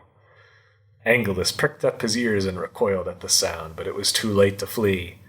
Another monster approached, this one not recognizable to Ichiro. It was a stony black color, with spines like Godzilla, but fiery, unfeeling eyes. Its nose upturned like a skull's, and its teeth emerging rat-like from its maw. Again it screeched at Angelus, that horrible noise, and burning smoke poured from its glowing mouth. Angelus roared back in response, but the other monster didn't even flinch. It unleashed a blast of fiery atomic rage, wreathed in spirals of smoke, and it finally dawned on Ichiro who this was. It was his old friend and confidant, Minya, but horribly, horribly changed. The burning blast sent Angelus flying head over feet, his reddish skin sizzling and bubbling. "No, Minya, don't do this," Ichiro cried. "Please, what's wrong?" Minya couldn't hear him. Instead, he kicked Angelus in the jaw with his massive foot, cracking one of the beast's fangs. Angelus crawled away as quickly as he could, submerging in the ocean to nurse his wounds. But Minya's anger raged on. He unleashed more fire and smoke on the beautiful jungle, setting it ablaze. With every step he took, the foliage died underfoot, smoldering and poisoned. "Minya, please, talk to me," Ichiro shouted, tossing rocks from the mountaintop, trying to get the attention of his old pal. But it was useless, and Minya continued on his rampage. Ichiro found a sloping path down the mountain and began scrambling down it. It was quickly tiring, but he couldn't let his friend down, couldn't give up here without an answer. He had descended about 100 feet before coming across a sheer drop. "Damn it," Ichiro groaned, kicking the volcanic earth and raising up a cloud of black dust. Unexpectedly, a deep, slow, rumbling voice replied to his curse. "It wouldn't help anyway," it said. Spine tingling, Ichiro slowly turned to see a giant cave behind him. It was difficult to see at first, but there was a monster curled up in the darkness, its spine and eyes faintly glimmering. "I've tried to help him, walk things back. He doesn't care." "Godzilla," Ichiro breathed. Minya's father, the king of the monsters, was hidden away here, and as he looked closer, he got a clue why. Godzilla's skin bore fresh scars, similar to the burns Angelus had received. "He attacked you?" "He did," Godzilla admitted, "and it is my fault." He leaned out of the cave slightly, his reptilian eyes regarding Ichiro. "It is a dangerous world, Ichiro, and he didn't seem ready. So I pushed him, drove him to pursue power above all else." "That's not Minya's strength. He's supposed to do something different for the world," Ichiro said. "I know that now," Godzilla growled irritably. "But I didn't then. I was too rough, too callous. I made a mistake, and didn't see it until it was too late. He snarled, scratching at his face. Beasts like me don't know any delicate words. I can't make it right. He won't listen. Ichiro kneeled, feeling deep pangs of hurt. Even his inner child's life was out of control. Searching for any sense of grounding, he ran the body-swapping toy over in his hands. No matter where he went, the tools were just out of reach. An idea struck him. The toy. That was the tool. He shot up. Godzilla, maybe I can help. He won't even notice you now. To him you are a flea, a speck of dust. But if I had your body, Ichiro explained, holding up the toy, he could see me, hear me. And humans, unlike beasts, have delicate words to heal wounds. A little light could be seen in Godzilla's eyes, but quickly faded. Even if it could work, it's not right. I cannot accept charity from a human. Not even you, Ichiro. Then let's make a deal. You are not the king here, today, Godzilla, but in any other world, you are still king of the monsters. You have the power to stand up for your friends, even if it takes all your strength and bravery. I help you, and you help me. You take my body and use your strength to get me what I need. Godzilla drew in a breath, but instead of speaking, slowly nodded instead. Let's do it, before I change my mind. Smiling, Ichiro pressed the button on the toy, and a kaleidoscope of colors flashed before his eyes. His soft hands faded away and became gnarled claws. He rose 50 meters in the air, and a new tail flicked behind him. He was Godzilla. Far down below, he saw himself. Well, Godzilla as himself. Godzilla nodded and faded away to join the human world. Ichiro turned and stomped away, searching for Minya in the valleys of Monster Island. Awakening in Ichiro's closet, Godzilla stood up too quickly, hitting his head. As he rubbed the bump on his forehead, he grabbed the phone and dialed. Tokyo Movie Shinsha? The receptionist intoned. Yes, this is Miki Ichiro. I need to speak to Hara-san. I'll be right over. Oh, wait, sir. He's just about to leave. You won't make it. I will. Just let him know. Oh, okay. Click. Godzilla hung up and raced out the door. Meanwhile, back on Monster Island, Minya was terrorizing Rodan, blasting the flying monster's nest to smithereens. Ichiro approached him, calling out, Minya, leave him alone. Minya turned with a growl, his expression turning sour at the sight of Godzilla's body. Back off, old man. You've had your turn. Minya, I was wrong, Ichiro said. Let's talk. In Japan, Godzilla stormed into the TMS studio, past the stuttering, objecting receptionist. Ozawa, standing in the bullpen, intercepted him. What do you think you're doing? Ozawa frowned. I didn't ask you to come back. Where's Hara-san? Godzilla pushed, peering over Ozawa's shoulder. I'm here to meet him. He's gone home, and we're going home soon as well, Ozawa grunted. So please, don't make us get rough. Just leave. What's going on now? Another voice chimed in. Ozawa froze and backed down from his aggressive posture. I'm sorry to bother you, Miyazaki-san, Ozawa said meekly. I was just sending this young man home. He was trying to get me to look at his samples again, but... Let me see, Miyazaki injected. Godzilla handed over the folder, and Miyazaki carefully examined each page. After about 5 minutes, he handed it back. Sure, you can have a job, he mused. We're working on the Lupin movie, and we need some more people. I'll let the receptionist know. Come back tomorrow morning. Godzilla roared in triumph, attracting more than a few strange looks.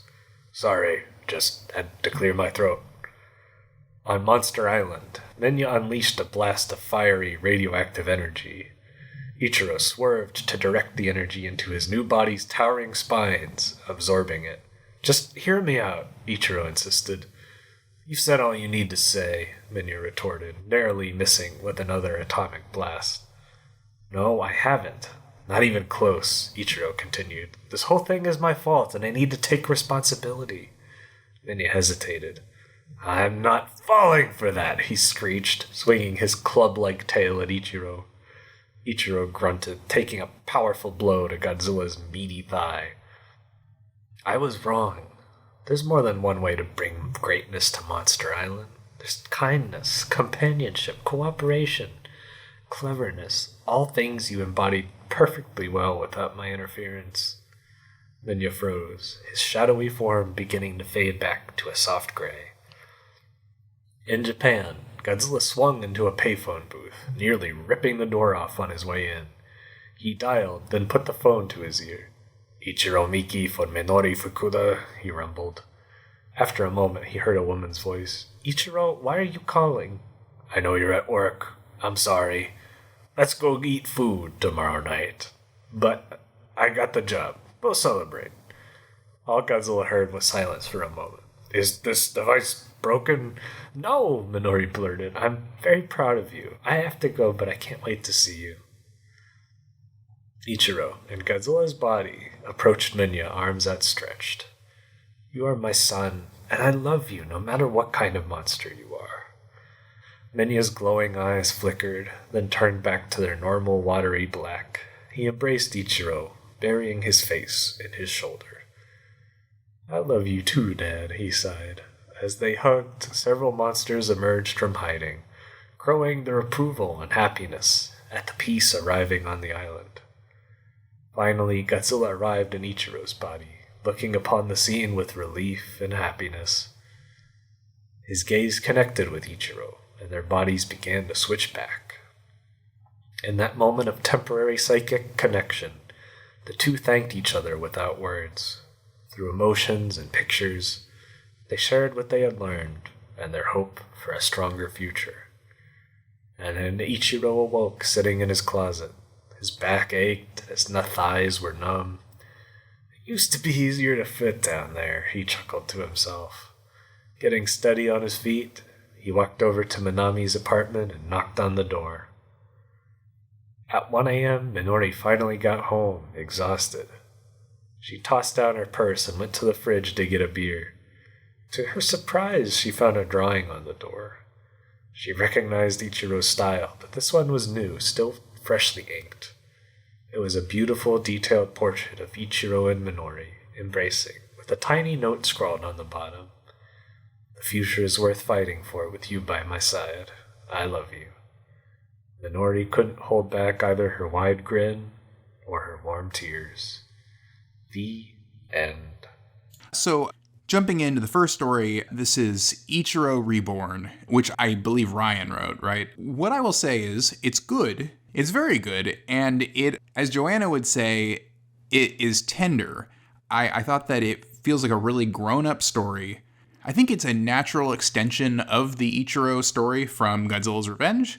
So I think it works on that level. I think it actually works on pretty much every level. I'd say it's very earnest. I don't know what I expected. I expected, I guess, fan fiction I associate with trashy or meandering, but this was not that. It had a point, it had a heart. I will say, and this may say something about me, there's a moment where Ichiro is in Godzilla form at the end, and he has all this confidence, and he goes and he gets his job, and then he goes home, and there's this moment of, his wife, being so proud. I, for a moment, and it was only for a moment, thought that maybe he was going to go back home still in Godzilla form and finally please his wife as Godzilla. And that this might be a very elaborate setup by Ryan. This beautiful story, earnest, moving, heartfelt, was all just a cynical setup for that kind of fan fiction. It wasn't that. And again, if anything, it reflects poorly on me that for a moment I thought maybe it was. And it kind of tickled me. I was like, wow, that would be pretty funny if he did put all that effort into turning it into a sex story. But he didn't, and that's good, I suppose. Oh my God, Ryan, this one, it broke my heart to see sad, deflated Ichiro, who I'm used to being so damn strong and stubborn and just like a naive little kid who can do anything. And then also to see like everyone was just sad. Oh my God. I also loved seeing like the different variations of everything we wrote with this one prompt, like the different tones and themes that we all leaned into. I think too, the body swapping, it's funny to me because I like to think of you as a little kid being like, wow, the coolest thing in the world to do would be to body swap with Godzilla. And I feel like this is kind of like an adult way of getting to live that out, which is very funny to me and I love. But yeah, kind of heartbreaking. Kind of didn't love reading it because of seeing how my number one fave boy had lost all his spunk.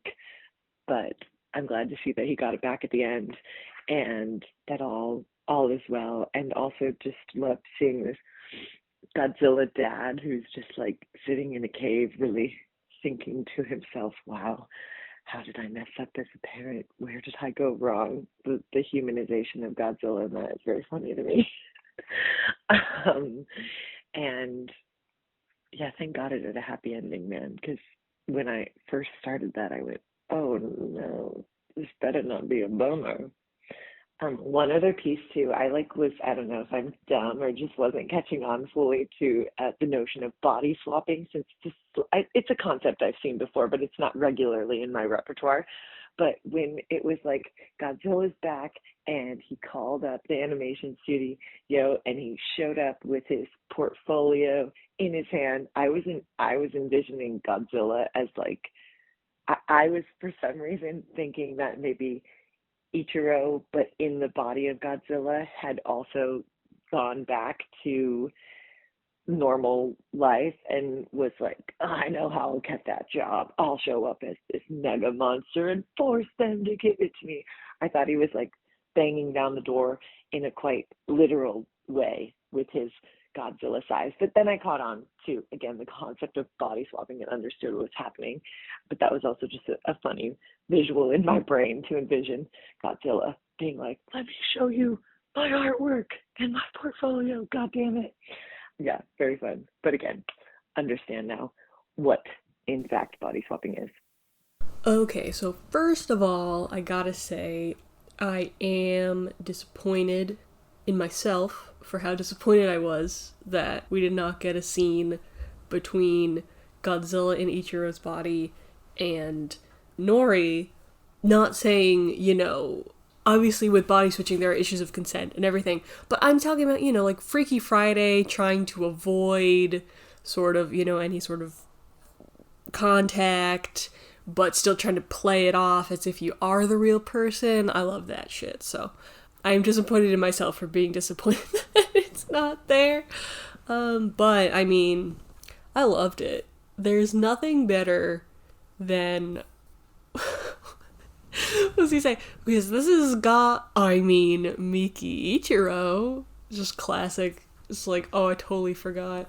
My name is not Godzilla right now. It's this regular human's name. Also, I love Miyazaki as much as, someone who was a child in the 90s and 2000s. I do not know the name of the production company that did Castle of Cagliostro.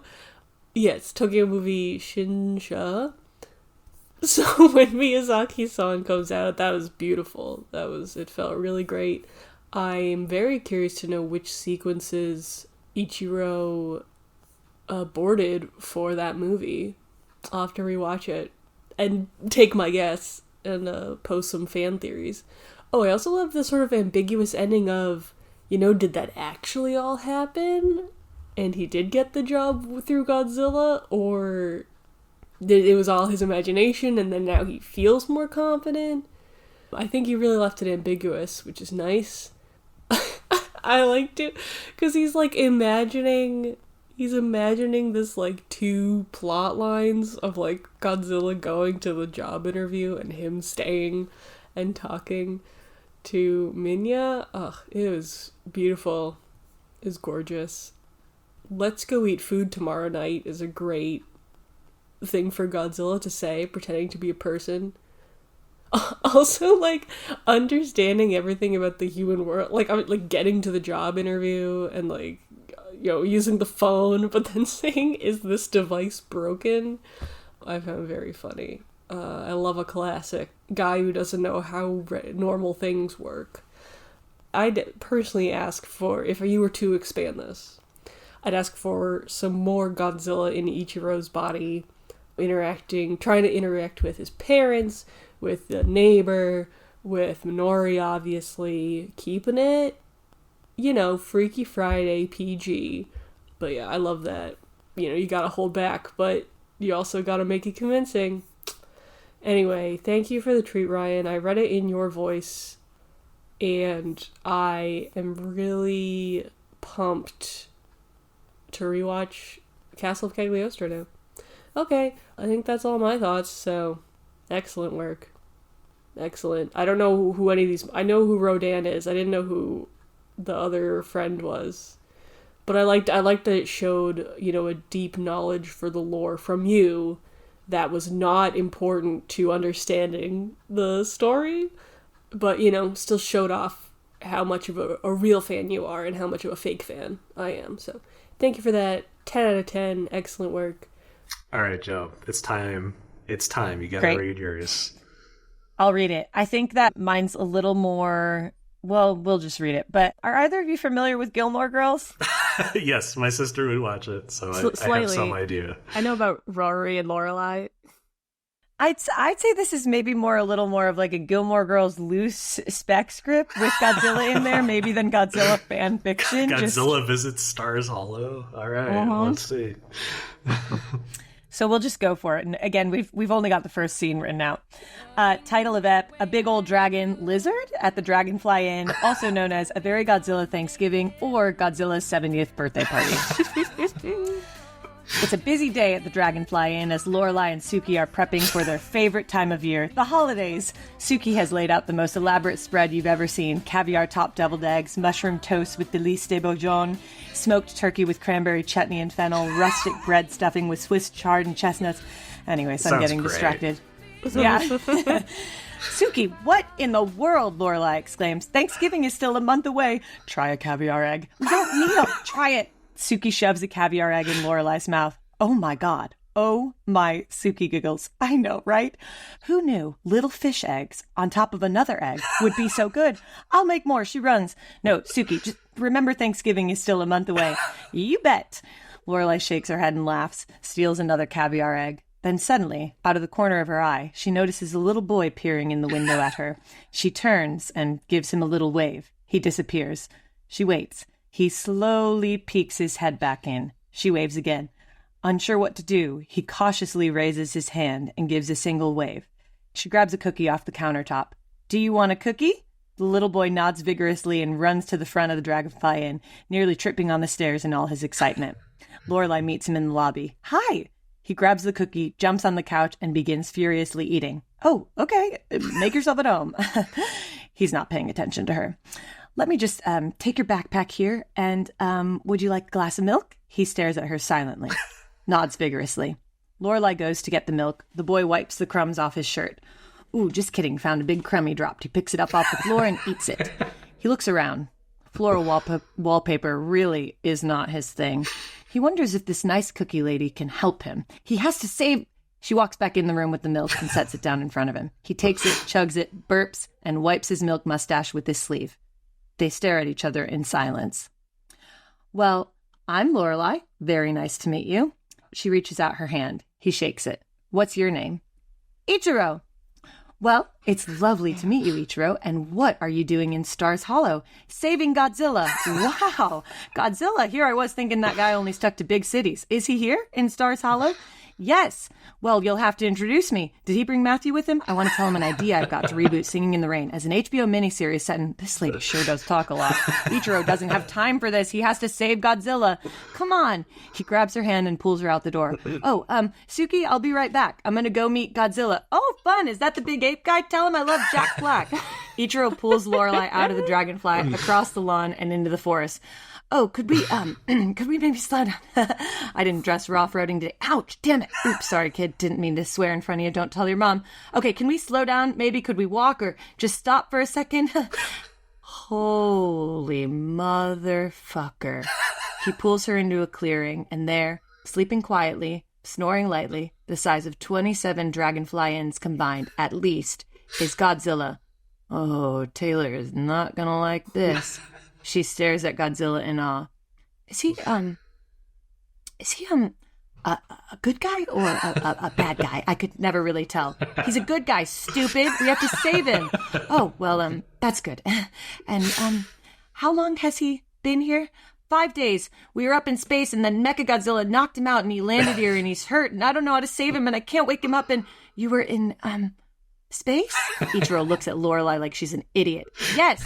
Can you help me out or not? Do I need to get another grown-up? Come on. Okay, I'm just gonna... Let me call Luke really quick, okay? Just a second. She pulls out her flip phone, dials Luke at the diner. He answers, I'm busy. Luke, I need you to stop what you're doing and come down to the Dragonfly Inn right now because there is a giant lizard the size of Manhattan here and he might be radioactive. I'm not sure really, and the kid said he's good, but I don't know. It's always confusing to me whenever I see him in films. And Rory says he's a representation of how much coffee have you had today. Just get down here right now. Fine. I'll have Kurt cover. And bring tools. Which ones? All of them. She hangs up the phone. So, is he, radioactive? Ichiro shrugs. Great. And that's as far as we made it. And then basically what will happen in the continued 5 parts of the miniseries. Right. Yeah. Body swapping is the trope that will happen. Lorelai and Godzilla. Taylor, the mayor of the town, wants to make money off of him, her, have a big festival. Oh. Eventually they get it all figured out. Godzilla, they realize, is actually a strong, independent woman who is just looking for a cozy home like Stars Hollow. And it ends with a big festive party for Godzilla's 70th birthday right ahead of Thanksgiving with all the caviar eggs and all the, trimmings, etc. And that's it. That was amazing. I know it's just a prologue, but it's very well done. You captured the voice of the characters perfectly. Thank you. Yes, I only know how to write dialogue. I realize I did not, in fact, know how to do anything else. Yes, I love that Melissa McCarthy came back for this. Yep. I like to assume that so did Sean Gunn and Carole King. 100%. Oh, that's an important note. Brogan, as you lead into this, I'd love a little "If You're Out on the Road" to start the scene, the theme song, to get it right for people. Thank you. Gilmore Girls theme song. Where does Rory come in, or is she absent for this? To be honest, she might be at Yale for most of it. She might just come in at the end because her character kind of sucks a lot of times. And in deciding, did I want this? At first, I was like, is Godzilla going to be Rory's boyfriend? Then I just realized that I don't like Rory nearly as much as Lorelai, and I didn't want to do that. Okay, fair enough. Yeah, but Ichiro, also she wants a second kid, so maybe at the end he might, we have to decide, is his family still alive or not, but if not, maybe they all become a family together, her, Luke, and Ichiro, so it'll be cute. It'll be heartwarming when you all read the finished product. I believe it. It's very when sweet. I see it on my television. Yes, yeah, HBO coming to HBO Max next year. Yeah, you guys didn't know. You know how they did that Netflix things recently? Amy is actually bringing it back, but Godzilla will be in it. I love it. And then, last story. We've got a big old dragon, parentheses, lizard, at the Dragonfly Inn. This is great. First thought I had, actually, is did all of you plan to write your stories about Ichiro? Or was that just... you just independently decided to write about him? Because it is interesting to me that, according to the internet, Godzilla's Revenge is widely considered like a bottom 3 Godzilla movie. And yet, for our podcast, Ichiro is like the patron saint, the podcast. So take with that what you will. It seems like we love Godzilla's Revenge and we love Ichiro here. And all the haters can just read our writing, I guess. But this was great. It's great. It's written kind of like a script, kind of like prose. It kind of felt like Interior Chinatown a little bit.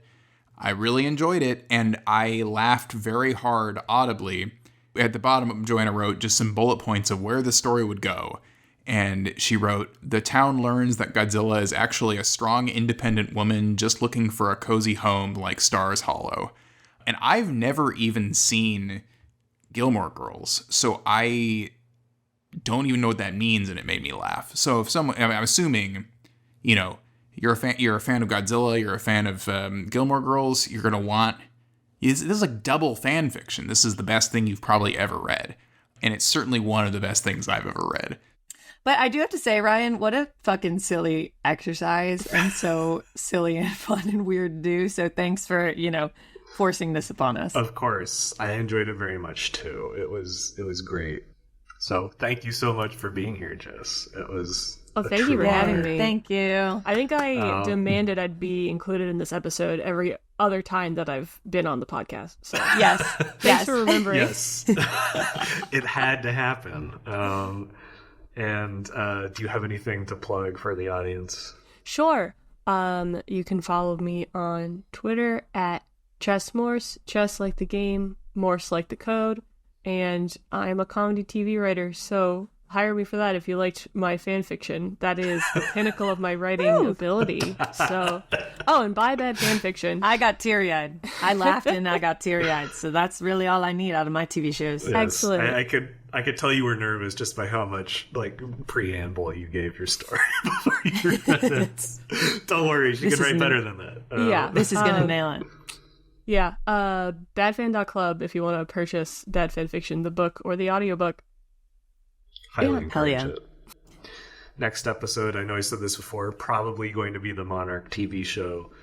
Sam's schedule once again got kind of screwed up, so hopefully we can figure it out, but that's the plan. Yes. I can't wait. Love more letters and reviews, of course. We love those. I have a great one today that I picked out especially for you two. Also, wait, quick note. If you have any fan fiction that you just are desperate to share with the world, pass it along. We're happy to read letters or fan fiction moving forward, because now I'm on team fan fiction. Ryan, every episode from now I'm going to be like, can I just read a quick 5-minute snippet of something? I would love that. If you guys send us little fan fictions and they're not horrendously inappropriate. No smut. Tasteful smut. Tasteful smut. Best. Sexy smut. We'll consider it.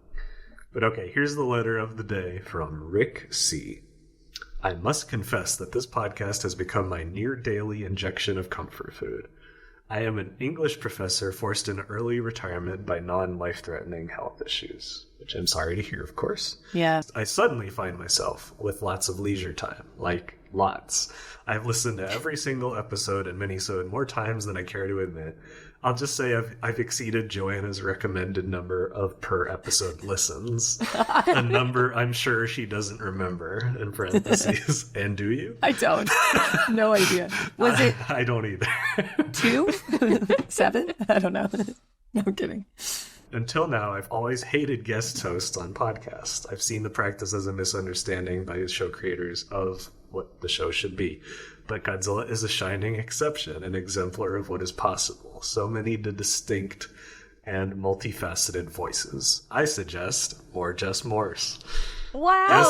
Guess what? You got it, Rick. Rick! Oh my god, Rick! Fucking nailed it. I don't even know Rick. If you're like, we gotta write Rick a letter. It's Chris M. I'm like, all right, Dad. Whatever. Dad. I love that. Oh, and I am 1000% Team Joanna. What a delight. What joie de vivre. Yes. What genuine, non-ironic joy in hearing her envision the twin fairies as synchronized swimmers in a mostly vertical swimming pool. Wow, Rick, write us a letter every week.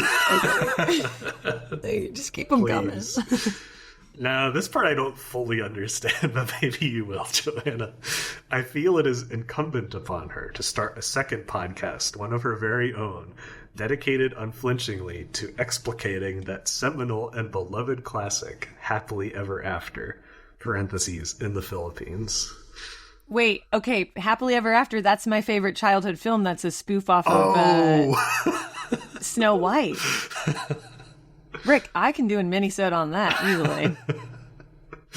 All right. Add it to the list. We'll see what we can do. Because I think too, I've only watched it as a child, and I think looking back at it as an adult would be pretty terrifying.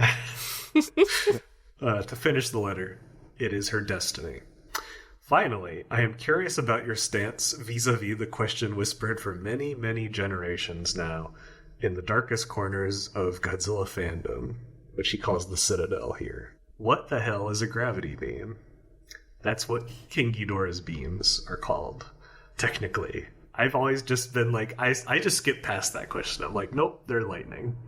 Because I don't like to try to figure out what a gravity beam is. Are they lightning? The thing is, I certainly don't have the answer. What do they look like?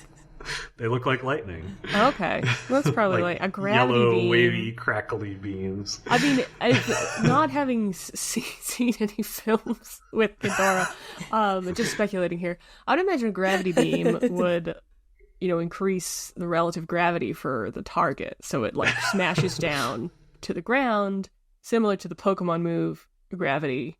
Is that what it's called? Or the other one that knocks the flying Pokemon down to the ground. Yeah, but it sounds like they're lightning.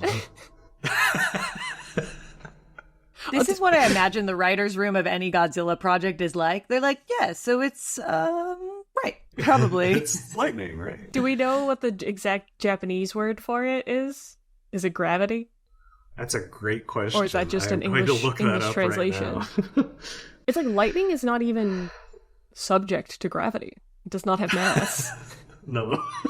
I guess you're right. It somehow creates gravity. It like massively increases the gravity on a piece of real estate. Yeah. You guys, Reddit is on the case too. I love this. No one knows. I'm sure Rick C has checked Reddit.